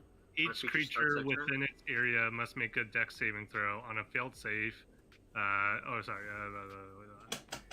On side of wall that you. Alright, sorry. Wall appears. Each creature within its area. So the Drake. I think the dragon's not within 10 feet. It is actually. Yeah, it is. Well, the initial one is on activation, and then it. And then once per turn. Yeah. Gotcha. So at the beginning, 5d8 fire damage. Oh god.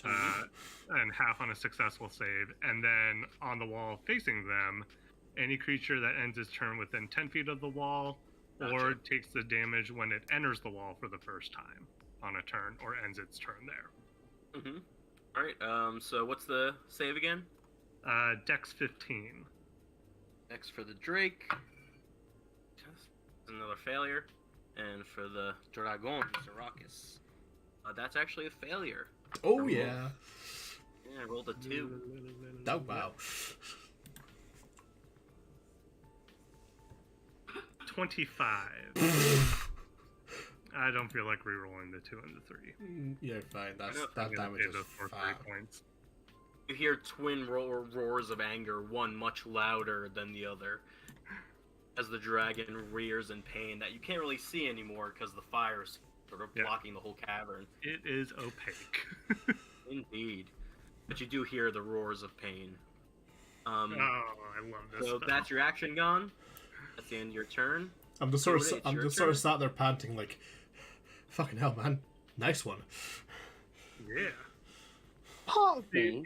If the Drake hadn't moved, I was gonna cast it on that side to block the 2 Drakes in and let you kind of 2v1 the dragon. But this actually works better because now the other Drake is in the fog. All right. Yeah, Coda, it is your turn. Part of me wants to like triple down on the fire because we're all pyromaniacs in this party. You really are. We're a party of pyromaniacs. Please add to the fire.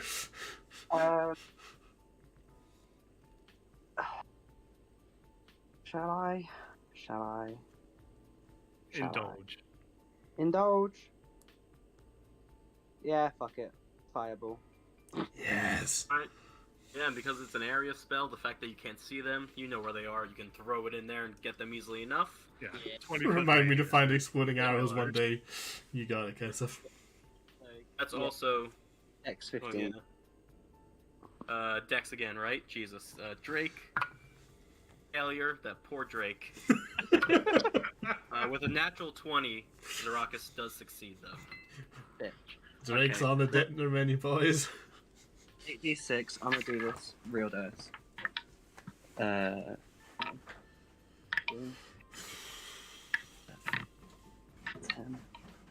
13, 14, 20, 21. Alright, so 10 for Zarakis, and the Drake is 21. You hear, again, just as fire's exploding in this area, all you see is flame. You hear the Drake cry in pain, and you hear the cry just cuts off. Oh, I killed it. Nope. Well, I think. Yeah, and you hear the dragon, again, just roar, and you hear, "Your fire! Oh, try it again, I dare you." If you insist. Alright. Be with you in just a minute, pal. You asked for it. Alright.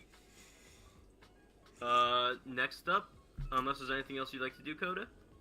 I would like to use bonus action for my bardic inspiration.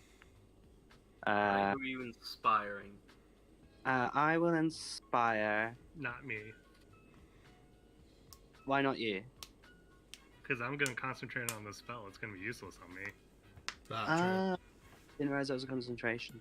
Yeah, okay then. I will cast it on Tartarus. I mean, it is a big-ass wall of flame. true. Wait, why are you It is a casting on bit. Tartarus? I meant Hawthorne. I meant Hawthorne. I was about to say. You sing the wrong name in this song.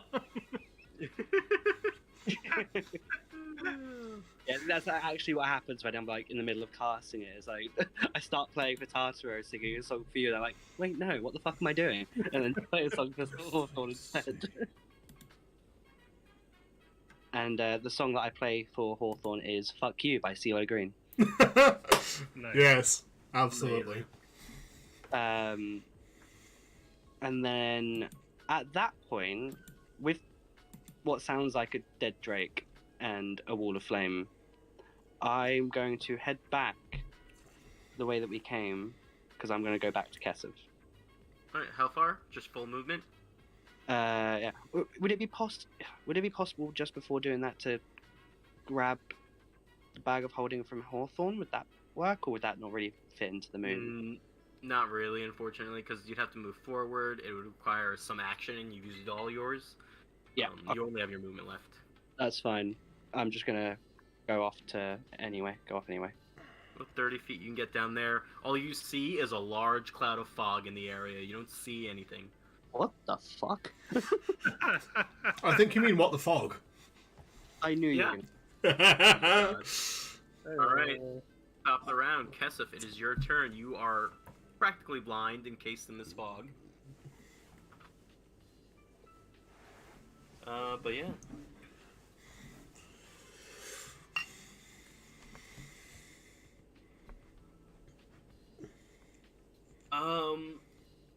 Unfortunately, with it being clouded, you can't see anything. It'd be a risk to try and blindly fire your breath weapon. Like, you wouldn't be able to aim it very well.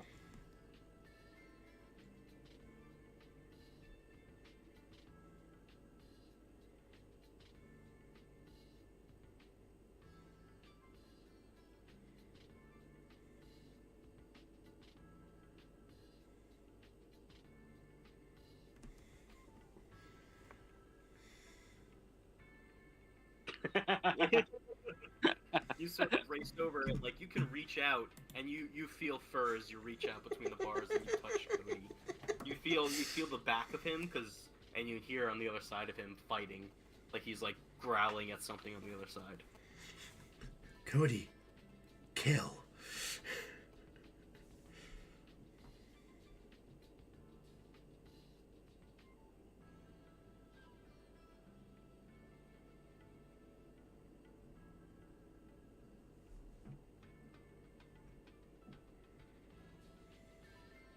Alright.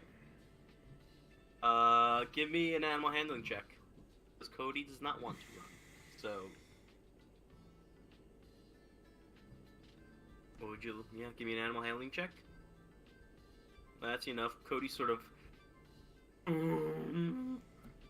sounds sad, but then... Coda, you see Cody sort of lumber out of the fog. Could I yell out to him to come this way?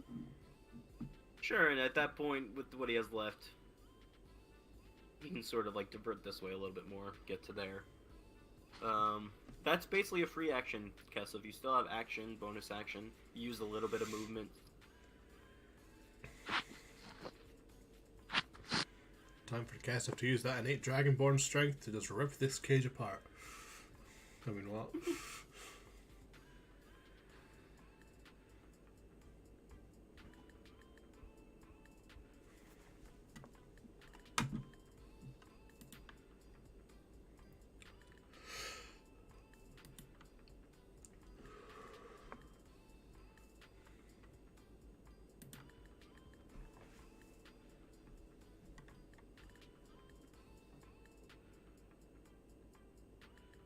Yeah, so you just sort of holding on to the bars of the cage, lean back, and release your dragon's breath, your breath weapon. What's the save on that?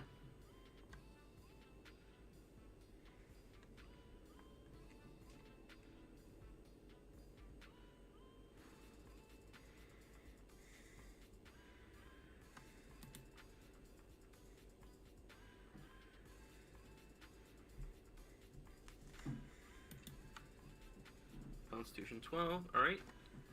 And remember, it's d8s now instead of the d6s that it normally is. I believe you get Nice. 3 at this level.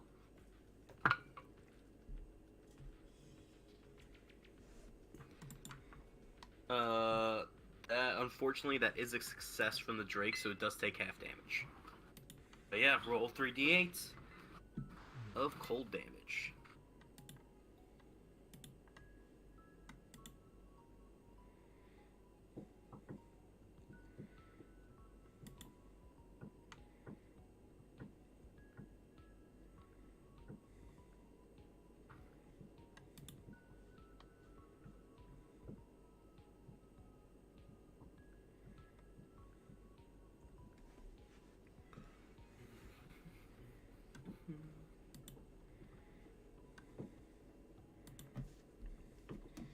Random question. If a spell...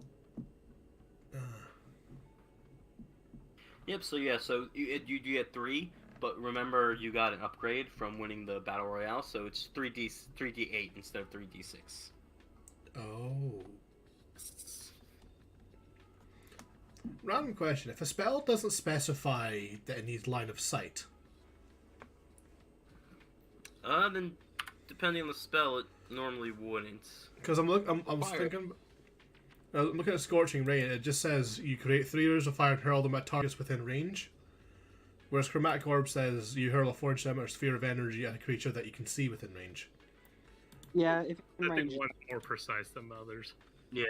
Yeah. So it's the would same I- as, like, So will Scorching Ray work through the fireball? I'd say you'd have disadvantage on the attack rolls because it's opaque and you can't see it at all, like at all. Fair But enough. you can still make the attack rolls.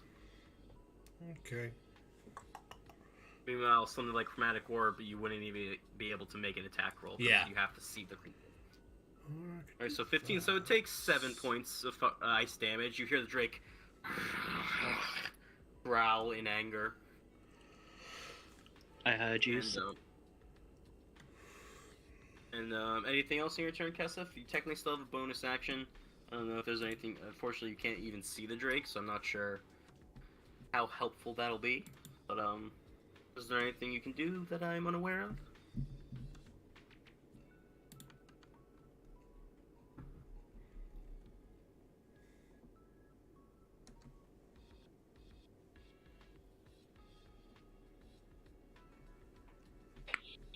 Alright, that's the end of your turn.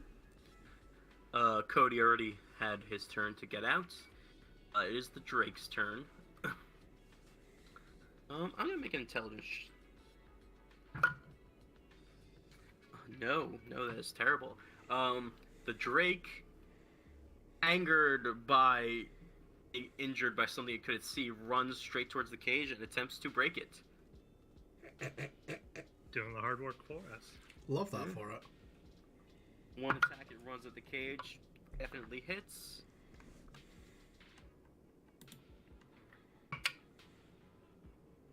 Yeah, you hear shattering iron bars, the ice from your breath weapon having really like iced over these iron bars, weakening the cage a little bit as the Drake smashes through.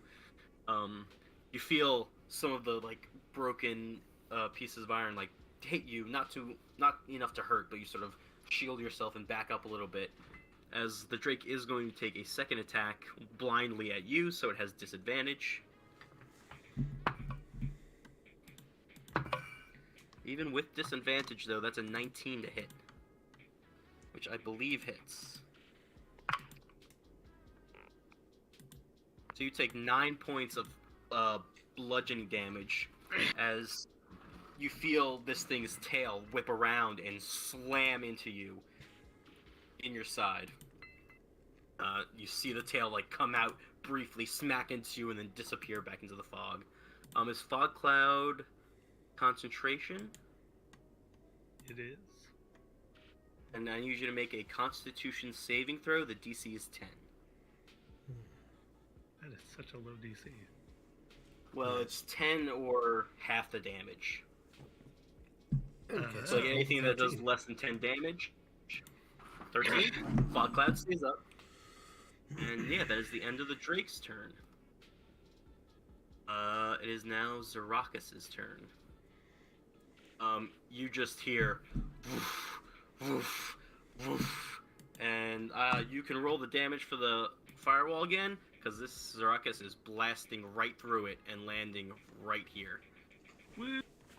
But, Well, hey there, big fella. that is a successful save. What the hell can I do for you today, so good sir? So, half of 29 is 14. 14, 13? So 14. 29, so 14. Gotcha. Yes. Because round down to 14. 28. I'm terrible at math. 14 points of damage, and it lands in front of you and says, "Oh, very nice." Lee rears back and releases just this poisonous gas, comes out of its mouth and engulfs Tartaros and Hawthorne. I need you to make Constitution saving throws. Yeah, why is it Constitution? Even though I'm hella proficient in it, that's a 14. Oh, that's a 3. Ooh. My dice is let's see. teetering on the edge of 3 and 16. That's so annoying. Tartaros, you barely succeed. Yay! Hawthorne, you fail. Okay, how I fucked just am I? have to roll 12d6. Oh. Did you say 12? Here, I'll roll it. I'll roll it for everyone. Oh no. Hawthorne, you take 42 points of damage. Tartaros, you take half that, so 21. 21. Good. Does this count as hitting me with an attack? It does not, because it's not an attack roll. So if your uncanny dodge doesn't help, and neither does evasion. Damn it. I don't have evasion yet. I got You that know? next. Oh, right. I got that next level. Enough. Anyway, that is its turn, and it just stands over you as the poison seeps into your body. Hawthorne, you double over and start coughing in pain. Tartaros, you manage to sort of cover your eyes and mouth a bit to not have it affect your vital parts. So I covered took my mouth, 42 damage, right? 42, yep. So it doesn't hit you as hard, but you still cough into your mouth a bit and sort of stumble back as this dragon is just now towering over you. You can see, though, its scales are scorched and scarred in places, and its wings are definitely scorched as well. It's taken some damage. That is going to be the end of its turn. Tartaros, you are up with this dragon looming over you.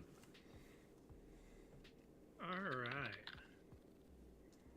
Let's see.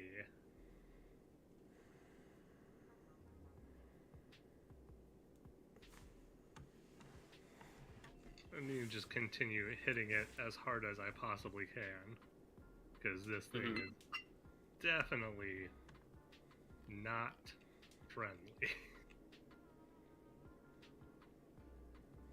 So, might as well keep up the fire, and I'll Chromatic Orb 3rd level. Ooh. Alright, roll the hit. And get another 5d8s of fire damage. Yeah, roll a hit, definitely. Oh, that's 25. Yeah, it hits. Ah, if only I rolled the 20.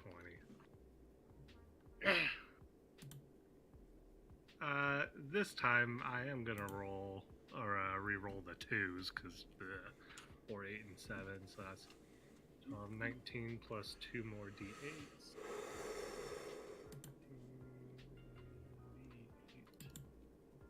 Oh, that was 3. I'll take the lowest 2 just because I feel bad. So, 9, What's the total? 20, 21, 25. 25. You I rolled 3. throw out this... 8 on one of Or- those. Damn it. Gotcha. You roll out...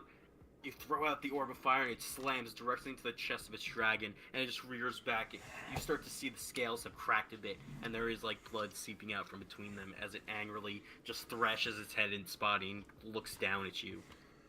And now that I think about it, why don't you give me 2 rolls of a d20 for your wild magic from the wall of fire and the chromatic orb. Oh, I thought I only had to do that with my Tides of Chaos. Oh, no, that's right. Because okay, yeah. You casting spells. Oh no. Yep, above first So, level. 1 So right now it's a 1. So now it's a 1 and a 2. 10. Now it's a 1, 2, or a 3 for next time. Yeah. Also, what I forgot, wall of fire is concentration, right? Yeah. So I need a Constitution saving throw. The DC is 20. You told me it took 21, right? I cast So another DC is spell. 10 I'm again. assuming that the wall was just going to go away because there's no reason to have it there. No, it doesn't. As long as the spell you cast isn't concentration, you can keep concentrating on the spell. Like Really? Chromatic Orb isn't a concentration spell. Yeah. Huh. You I just thought I can't couldn't cast cast- any spell while I was concentrating. No, it's just you can't cast a concentration spell because you can only Ah. concentrate on one spell at a time. That's good to know. But So you what do I need to need to hit? So, So I believe it's a 10 because you only took 21 points of damage. yeah, So 10. it'd be half. And it's Constitution, right? Yes. I rolled a 10. That succeeds, so the wildfire stays. +6 for the win. Alright. Anything else on your turn? You have movement and bonus action, I believe. Well, he's definitely not within range to hit me, so I'm gonna yell towards Coda, he's free, as I'm running. The Tartarus just runs up to you. He's free, he's free! And you do, and then I Coda, think, you heard behind you think the I sort of ran. slash. What was that? Kodo seeing that would be like, "Why do you think I went away?" Yeah. Yeah, you saw, like, the gout of, like, poisonous gas and everything behind you from around the corner. So on one side of me, fog, the other poison. Pretty much. Tartarus comes, like, running out of it, like, coughing, wave his hand, like, he's free, he's free! I'm running around the corner. Hawthorne's probably dead. Thanks. Speaking of Hawthorne, it is your turn, Hawthorne. What would you like to do? I need to heal. Right. And I thankfully, think I've you must be got dangerously a low. multi-purpose spell.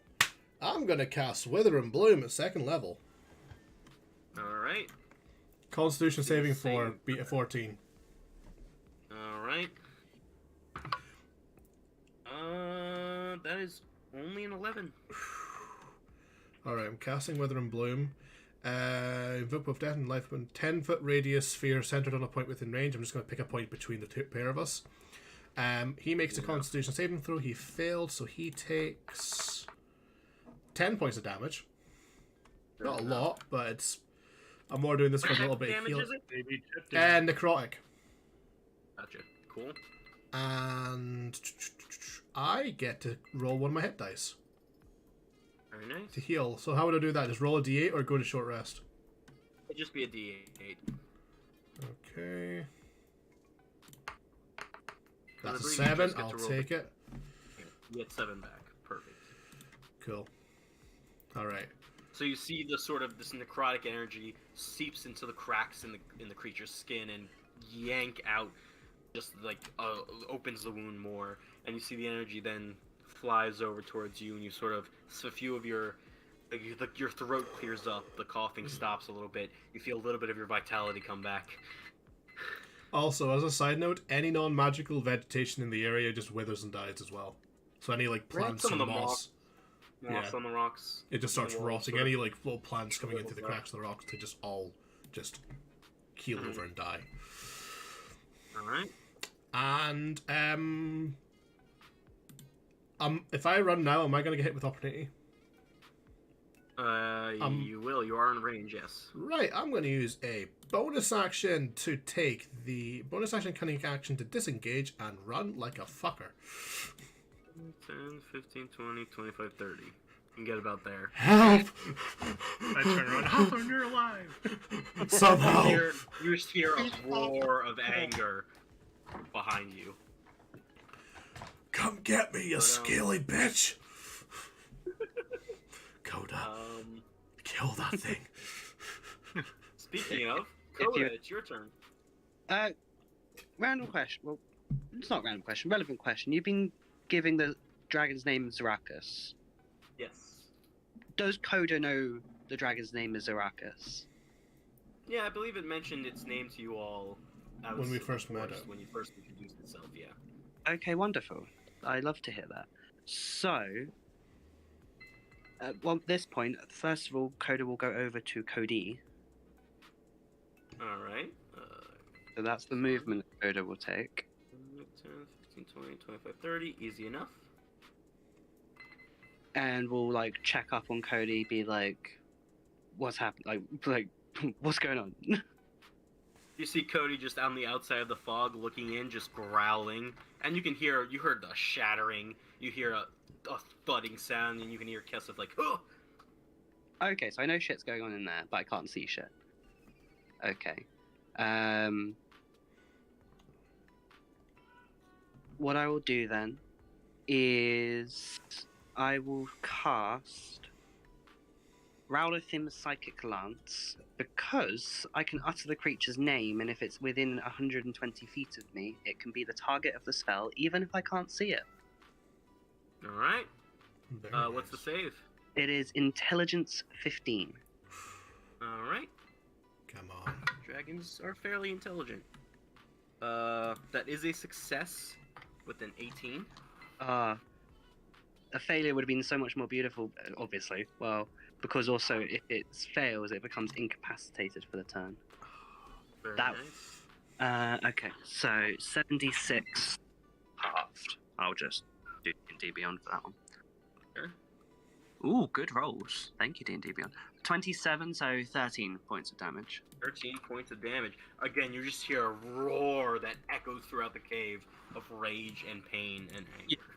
So what happened was, if anyone's curious as to how this looks, is a lance of psychic power comes out of my forehead and then goes and impales itself into this dragon. If you don't scream, I'm a unicorn, as you're casting that spell, you're doing it wrong. I'm a unicorn! I've been too busy having a fucking psychic lance coming out of my head to think about that. But okay, and then final thing, what will do, because I like the idea that the dragon has no idea what the fuck just hurt it. So that's not.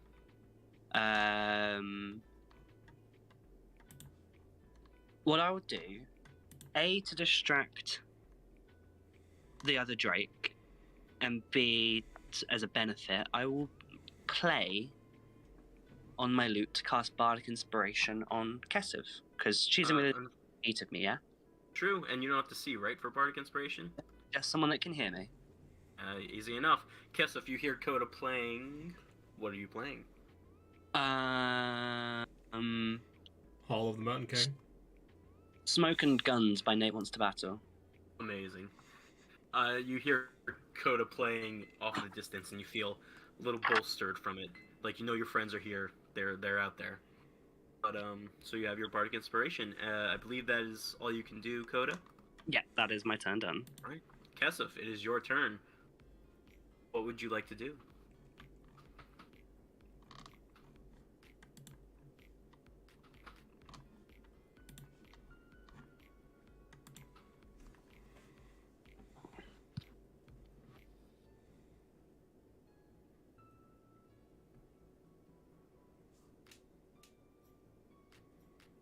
Damn right you do. Yeah, you can make unarmed strike attacks with your retractable claws, and you do have disadvantage because the fog cloud is still there. You can, with a free action, drop that, but it's up to you if you want to keep it or drop it.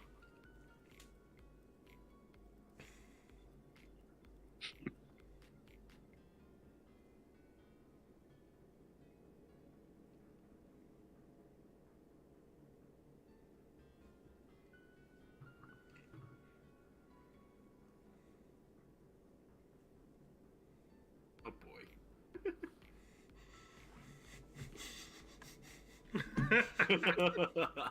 Yeah.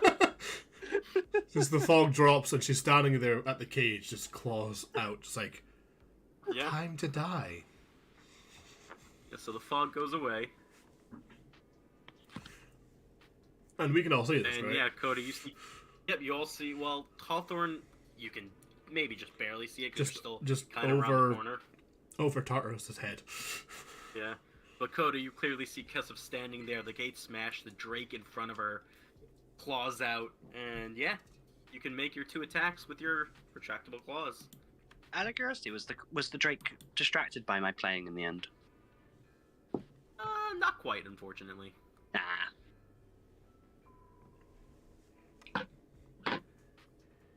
They're critics, all of them. If you go to your character sheet, you should, at the bottom of your actions page, there should be the retractable claws melee attack. It's not too big of a bonus, because I believe it uses your strength. But, I believe you get a +4, and it's 1d4 + 1. Yeah.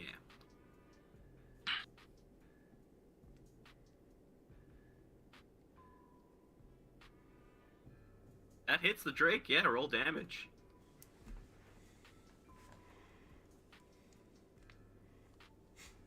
Oh no. Oh, wait. You can mark it now that you see it. I'll let you do that first. Use your bonus action to mark it. And the shadows around the Drake sort of Slayer's prey sort of swirls around it, and you sort of hone your senses, see the sort of the weak points, and you dig your claws in.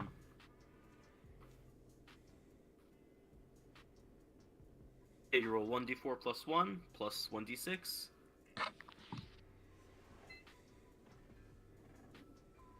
Four points of damage. Yeah, you slide your claws like underneath some of the scales and like rip them out, and you get your second attack still with this.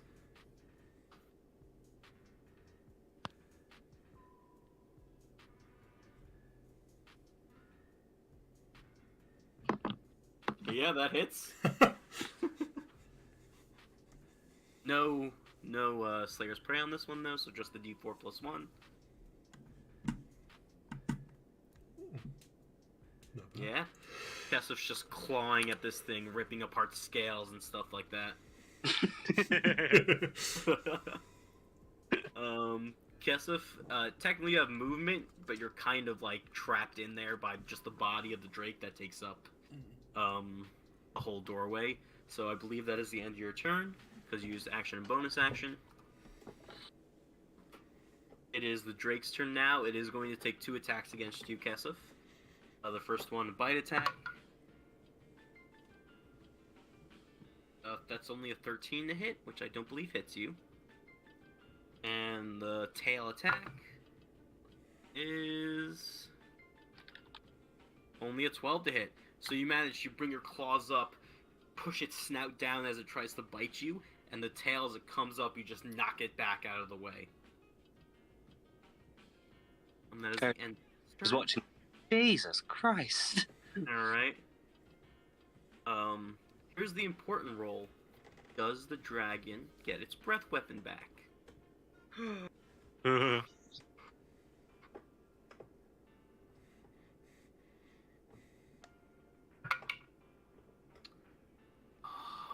Only a 4.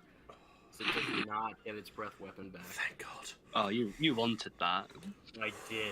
I did want that. Fuck you. You hear whoosh, whoosh.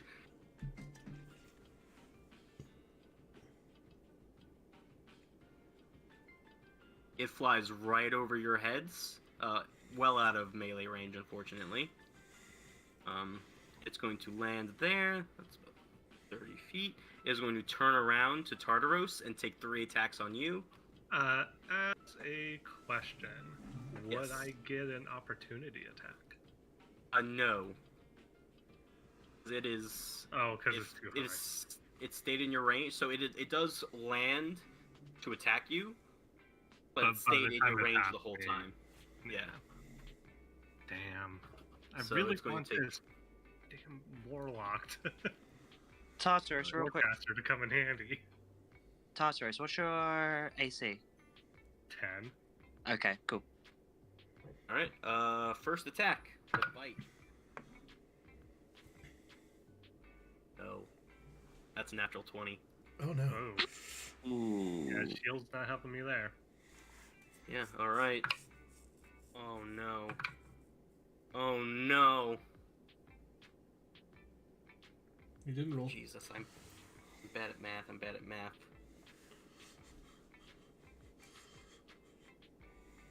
You have a math teacher in your party. Yeah. Oh Jesus Christ. Is this the death of Tartaros? It might You take be. 52 points of damage. Yeah, that I'm down. Perfect. Yeah, that's a whew. I rolled it's 2d10. I rolled a 10 and a 9. Jeez. Wow. So literally its bite, it crushes you in its jaws and throws you to the ground. It moves around the corner over Tartarus's body. Hawthorne, 2 attacks against you. Oh, hi there, big guy. 2 claw strikes. That's only a 12. That doesn't hit. That is a 22 though. That hits. You take 12 points of I'm slashing having damage. I'm taking 6 points of slashing damage. uncanny dodge reaction for 6. Easy enough. And you see the dragon. You see this thing. It looks hurt. Like, also, technically this goes away because you are now unconscious and no longer concentrating. And is that Drake not dead as well? It is.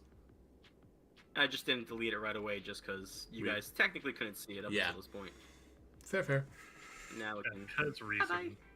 Poof. Right, and it's sort of the dragon looks down at you, and you can see it's covered in blood. There's like blood coming out of like its ear holes, its mouth.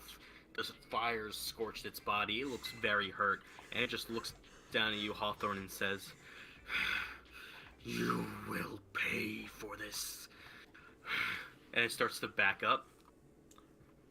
You are free to make an attack of opportunity if you'd like. I can't. I've already taken a bonus action. Oh, use your reaction. I've already Use done your a reaction to reaction. uncanny dodge. And you just hear it whoosh, whoosh, whoosh. Shit. No, you fucking come back here, you bitch. If it hadn't killed me or knocked me unconscious, I could have done a reaction. Well, the goal was to knock both of you unconscious to free itself, but it worked out anyway for it. But Tartaros, it is now your turn. I need you to make a death saving throw for me. Just a d20, right? Yes, indeed. 13. As one success. Hey. Hawthorne, it is your turn. You see Tartarus' unconscious body directly in front of you. +0. What's the worst I could do? Inventory. Have I got anything I could use?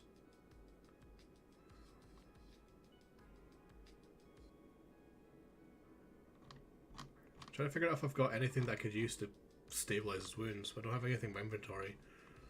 Like, I think my best bet is to get rid of the other Drake and get the other people that know medical spells to help him up. So... Oh! Perfect. Move me forward 30 feet so that I've got a clear line of sight on the Drake. Right there, easily Yep. enough. I'm going to shoot it with my short bow. And All since right, I've got an roll ally within it. 5 feet, I get sneak attack bonus. You do indeed. Roll a hit. Ah, bollocks. That's an 11. Unfortunately, Yeah. the arrow clatters against the back of the dragon and bounces off of the Hold Drake, on. rather. Do you mind if I interrupt and say, don't you have your Bardic Inspiration still? I do. Did you give it to him or Tartaros? I forget. He I gave gave it it to to me. How much would that be? Then yeah, 1d8. Okay, let's yeah, you add can that. roll then. that. Easy enough. That makes 18. That hits. Roll damage with sneak attack. Perfect. You are a lifesaver there, Coda. Alright, damage on the short bow is just use it. 5. And then sneak attack damage is another... Oh god, 7.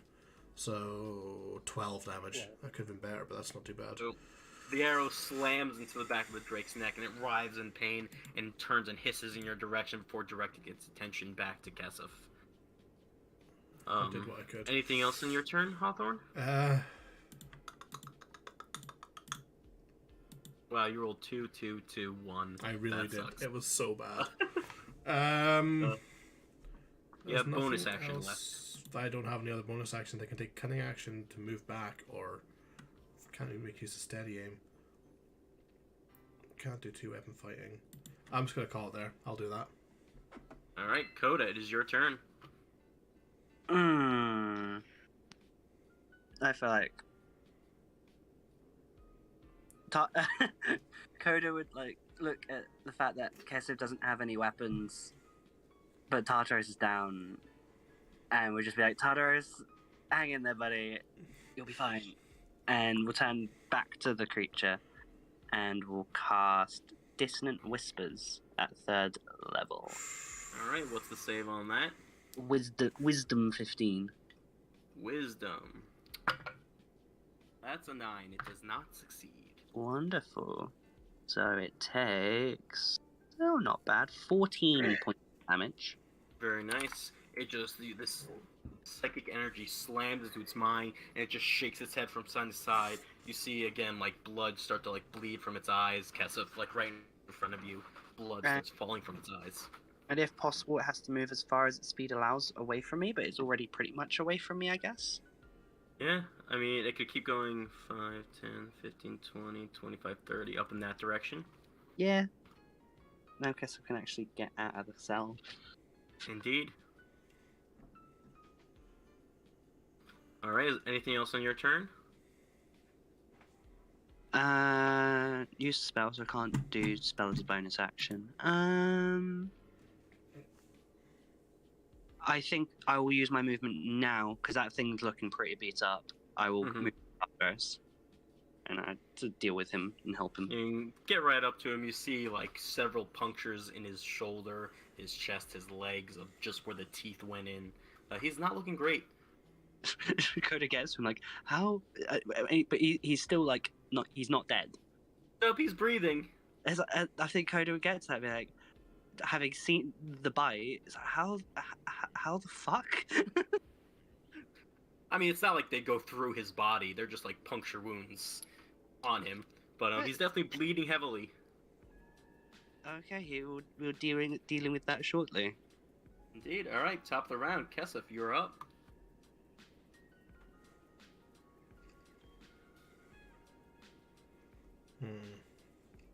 Jesus. Why? The bite of 87. It is. It looks heavily injured, and it ran away from you last time, so it's up here, but it is still alive. Finish the. At this point, Kesef, now that she's free to leave, is humming in her mind the famous gorilla song saying, "Finally, someone let me out of my cage." I'm looking to see if there's a gif of that in the Kesef. world. Oh wait, she doesn't know they have her weapons. I was about to say. Can I take a free? No, Kesef ran. I was going to say, can I take a free action to yell at Kesef, I've got your gear? I mean, you can. Kesef, I've got your gear. Just to see if that changes things. I mean, Kesef, you can tell that from where you are. You do hear Hawthorne. You can tell that you can't get to him this turn with just your regular movement, so you might not be able to grab your weapons right away. That Drake looks hurt, man. She's willing to There tear we it go. apart with her claws. You know, fair. That's what I was hoping for. Yeah, roll the hit. Kesef's gone rogue. Gone feral. Unfortunately, 8 misses, but you still have another Bardic attack. Inspiration.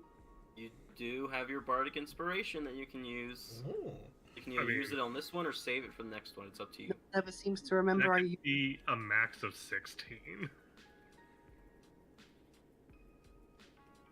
It's up to you, Kesef. I have goldfish memory. Oh, it's you not- know the same. Yeah. I mean, reminding everyone, Ryan, is a good idea. Yeah. Alright, yeah, roll your Bardic Inspiration. A D8. I mean, we've got a thing on our character page, literally just called inspiration. That's for more like DM Inspiration. Yeah, Yeah. but it would be handy just to toggle that None when of we us get have bardic earned, inspiration. not even with me, Uniclus. I know. It's That hits. That 100% hits. Amazing. So roll Gorgeous. with your Slayer's Prey as well.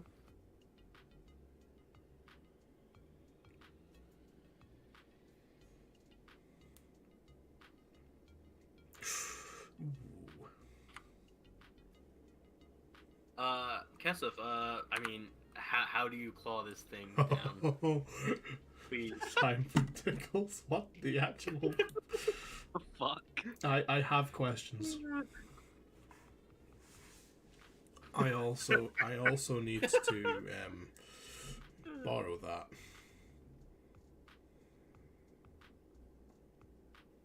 But yeah, Kesef, you just tear into this thing's back. You like jump on its back and just tear into it. Please describe it. Amazing.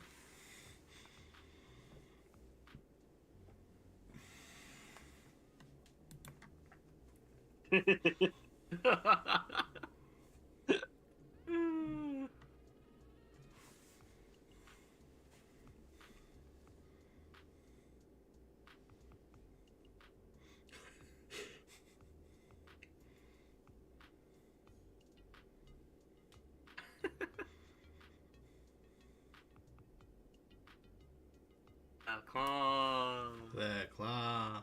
It's a white claw. Yeah, you just start raking its claws down its back over and over again, frustrating at the captivity, at being away from your weapons, everything, and you keep clawing it until you realize that it's dead. It is very much dead. You sort of just stand over it, breathing heavily, blood on your claws. Hawthorne, you get a full view of this. The other two, unfortunately, do not. Cody sees it too. Cody immediately runs up to Kesef and is just like sitting there, like nudging her with his head. And yeah, we are out of combat. Right. Tartarus, give me another death save real quick, and then we'll let Mama's a give savage. Coda the chance to heal you. Got a Success. 19. I Yeah. so wanted in that 20 to be like, hi. What day is this? But Coda, it is now. You may, if you'd like, take your turn to heal. Wait, did he succeed or fail that throw? I He succeeded. I'm succeeded. still passed out.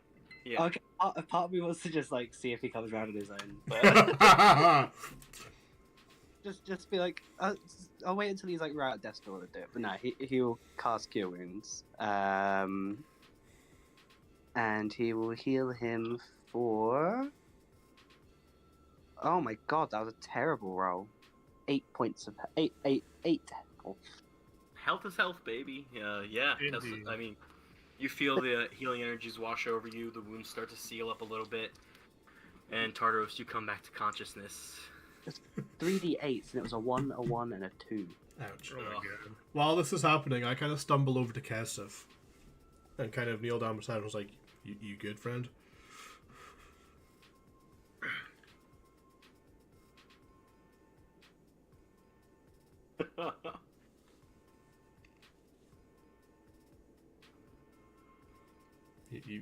You good there, Kesef? You alright, pal?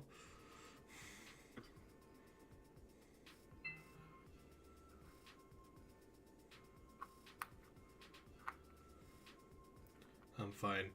I'm not going to press that. I just kind of take her gear out of my bag of holding and sort of go, don't worry, I'll get the rest of your stuff.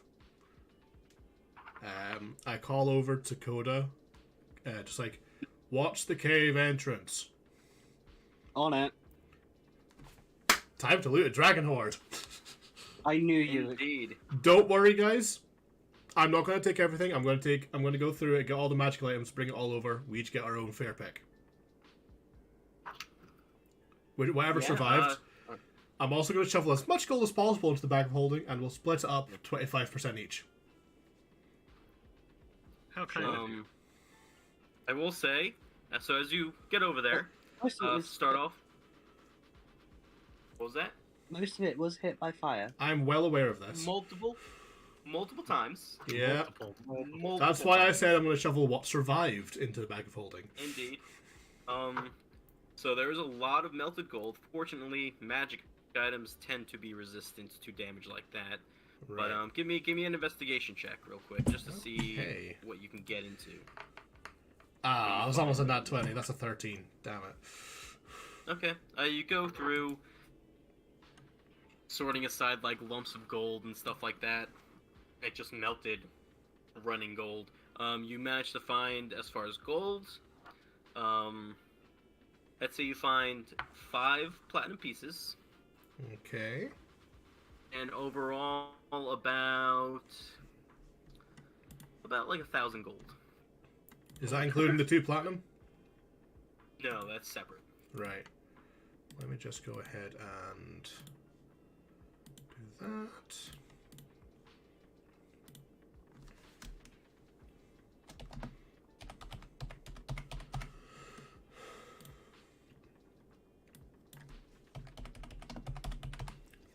Gold. I'm just adding this to my bag of holding as custom items for now. Yeah. I think whilst he's doing this, I think at this point, Coda would go over to Kesef, and he himself would say, I ask, are you okay?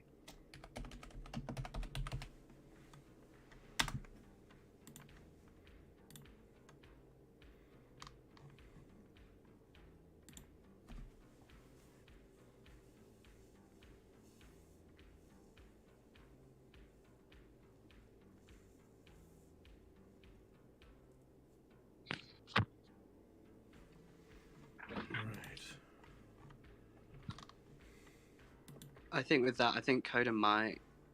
I think Coda would know.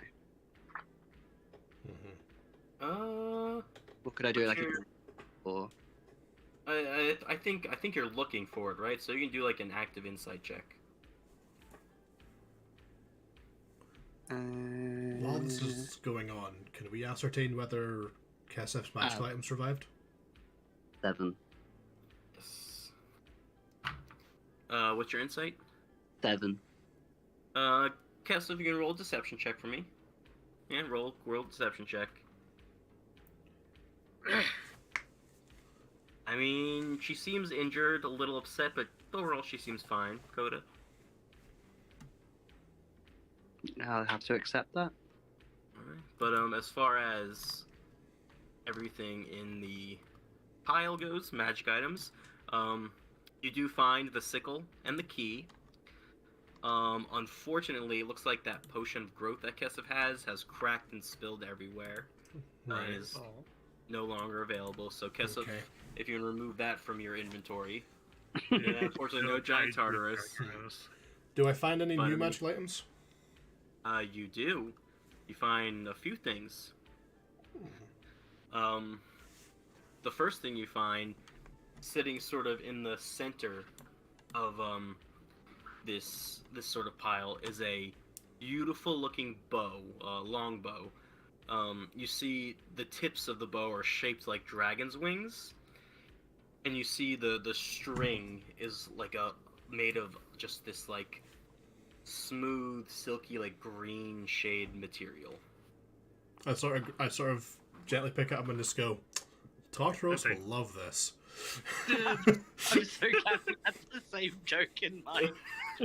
I mean, I was going to say Coda, but I saw yours and I was like, nah, same difference. It's green. I'm green.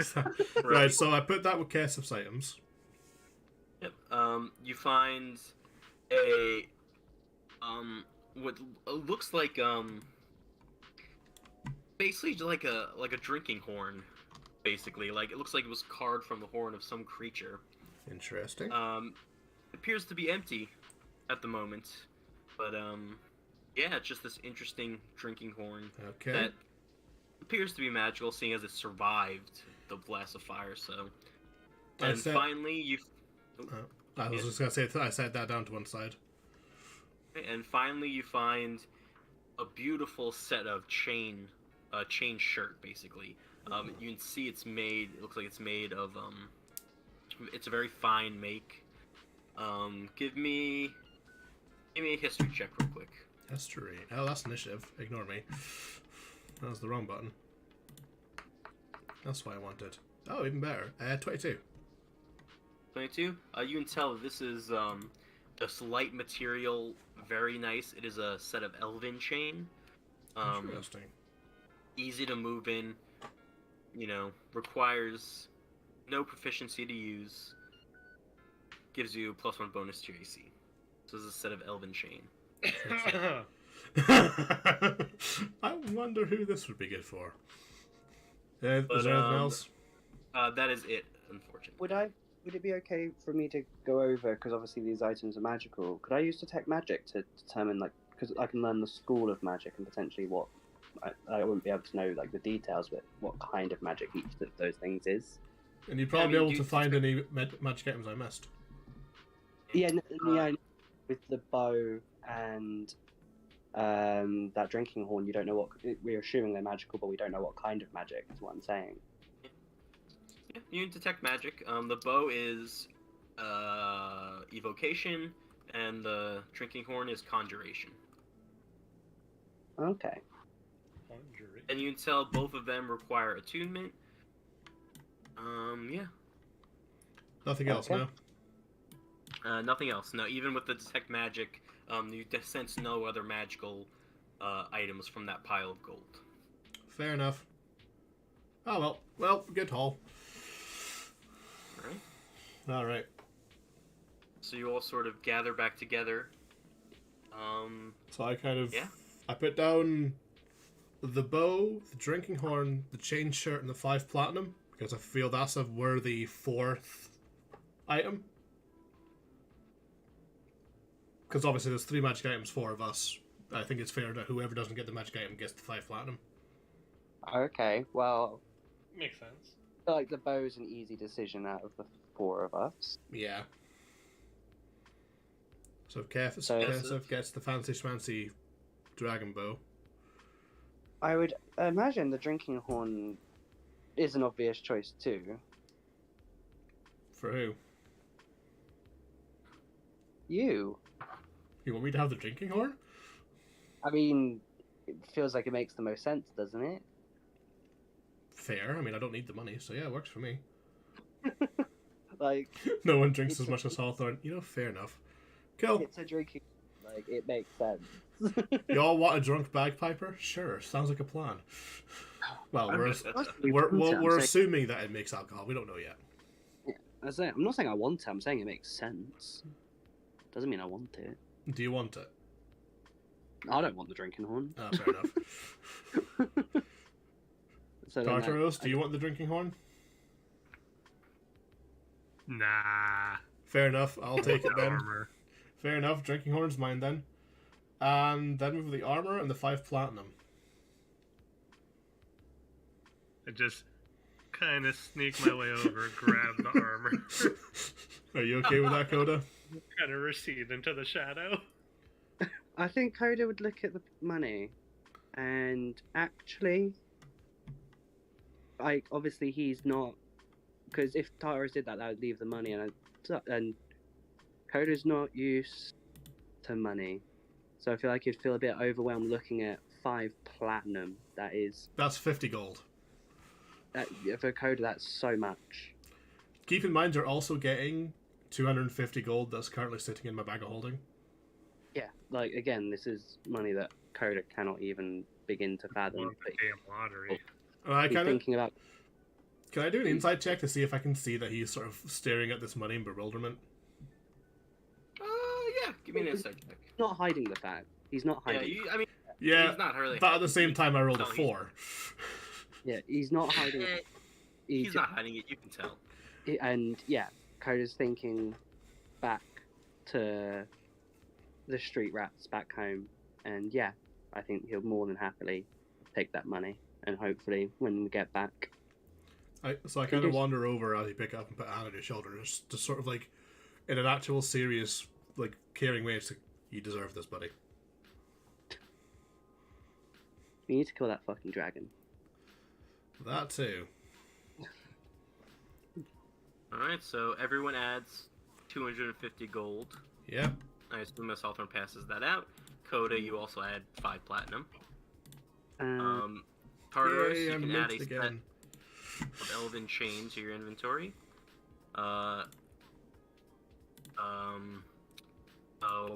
Kesef, you can add a Dragon Wing bow, a long bow, to your inventory. I Wait, believe you have to check the type. I'm assuming this is a custom version. Hold on. Let me check real quick. No, that's a dragon wing longbow.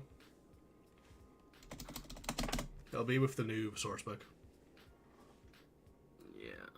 I can't find how to add gold. Oh no, there So is. yeah, you got it. So you get 250 Dragon gold. Wing longbow. And yeah, just so you know, Kesef, it is, you have to add the 1d6, it is poison damage, is the extra damage. Nice. Yeah, So John, you have that extra for as con- well. my lifestyle expenses were poor, so 2 silver pieces. That's what. Yeah. Meanwhile, I've And got then, wealthy. don't forget to put the bow onto your person and attune to it. Same for your Tartaros. So you get a dragon vessel, a slumbering one. What is this what I get, or is that what Taros gets? That's the drinking horn that you get. A dragon This is vessel. a dragon vessel. Yep, slumbering. Do I get any other specific Dragon vessel version? slumbering. Add to Elven So it should just be the normal elven chain. Why is it not working? Well, I was just curious if there was any specific thing. Is it really going to raise my AC to 14? Indeed. Hell yeah. From 10. Yeah. Because I guess it's armor, so... Yeah, because chain gives you a base 13. Oh, that is plus your sweet. dex, which you don't have. And it's also +1, so it also gives you 14. Oh my god, I'm about to become unhittable. I mean, At 14 AC, sure. That's what I've Yeah, got. That hits Oh, it. oh, So do I just Oh, attune to this God thing damn now? it. Or what? Yeah, well, we'll say, like, over the next hour, you can all tune to your magic items. You know, between sorting through it and everything. Yeah, you get all that through. So don't forget to go to attunement and click on attunement Yeah. to make sure it activates. Oh my god, this thing is incredible. yeah. So mine doesn't need attunement, right? Yours does not, no. Cool. Goda, we gave you the chance to get a magical item here, buddy. I know. I'm joking. I just thought it was fun. Well, mine's And just out very of curiosity, magical. Hawthorne. So sickle and the key. Where are they? I'd brought them over. They were lying on the ground, and Yeah. they were just lying on the ground. I sort of go to Kesef, it's like, here you go, you can have these back. Alright, you get those back as well, Kesef. Like, I'm not that much of a dick that I'm going to steal from my. You thought about it. Oh, absolutely thought about it, but I'm not going to actually go through with it. Like, I held that key in my hand and went, oh, the opportunities, but it's not mine. How noble. I mean, if it wasn't one of my party members, then absolutely. If it was some random NPC, it would be in my back pocket, but it's because it's Kesef. So, If it was me, it'd be different. Pardon? I am correct in thinking that we only get to change spells once we level up, right? Yeah, I think so. Technically, yes. There are some classes that can do it, like on a long rest, but for all arcane, for the most part, only on a level up. So now I have a completely useless spell until we level up. Well, it's a completely useless spell. Oh, Mage armor. eh. Well, can you only cast that if you're not wearing armor? Yeah, because it raises your AC to 13 plus your dex. Which But would actually only make if the his AC creatures are lower. wearing armor. I'm gonna say I know Kesef's typing something, So that's fine. but after she does that, and I believe there's gonna be a conversation because I might have an idea of what she's saying. That will be the end of our session coming up. I hope you guys had fun with the dragon fight. Honestly, part of me, I thought about it like a few minutes later, and when the dragon was flying out, Coda really would have turned around and been like, "Oh, I see mama raised a pussy," and I am so sad that we almost killed it. Hawthorne, Zaraxa said this key will grow in power in the hands of someone with some abilities that someone isn't me. Wait, are you giving me the key?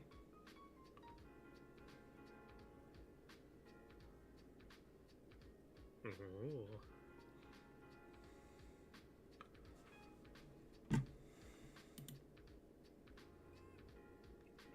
For now, if it doesn't change, I want it back.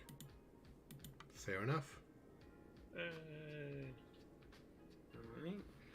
Hawthorne, you can add the Infiltrator's key dormant into your inventory. Okay. And Kesef, you can remove that. Add to equipment.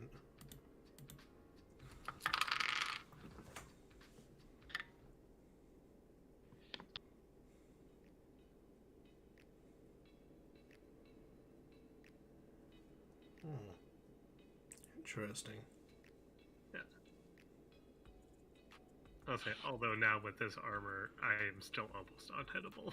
So do I attune to this thing If as I well, want to or expend this spell slot. You do have to attune to it to use its abilities, yes. do I attune to it right now, or am I going to have to do that another time? Yeah, we can say again, well, I assume unless there's anything else, you guys sort of take your time, sort through your loot, take a little break, spend like an hour, you all tune to your items, and yeah, next time, when we come back, we can pick it up from here. yeah. Okay. Woo, woo. I'm going to attune to the key then. Yeah, we could theoretically say like I could hut. Yes, I did spend a while Yeah, debating good. whether or not you'd give it to him, or my advantage in stealth. Yeah, I mean, I don't know what his abilities are, but hopefully it's good for me. Yeah, we could say it's like we I hut think it would be. rest, and in that time, everyone would have attuned, I'd imagine. Yeah, Coda would attune to his money. Oh god. Coda's just there, Yeah. like, just with the 5 platinum just cupped in his hands, like, You've never even seen him before. Never seen a platinum piece before. Alright guys, but yeah, that is the end of our session I tonight. mean, does hope you Coda guys want the had fun. sickle? Use the sickle. What's that? Since when do I ever do melee attacks? True. I just spend the 2 hours like this with my armor.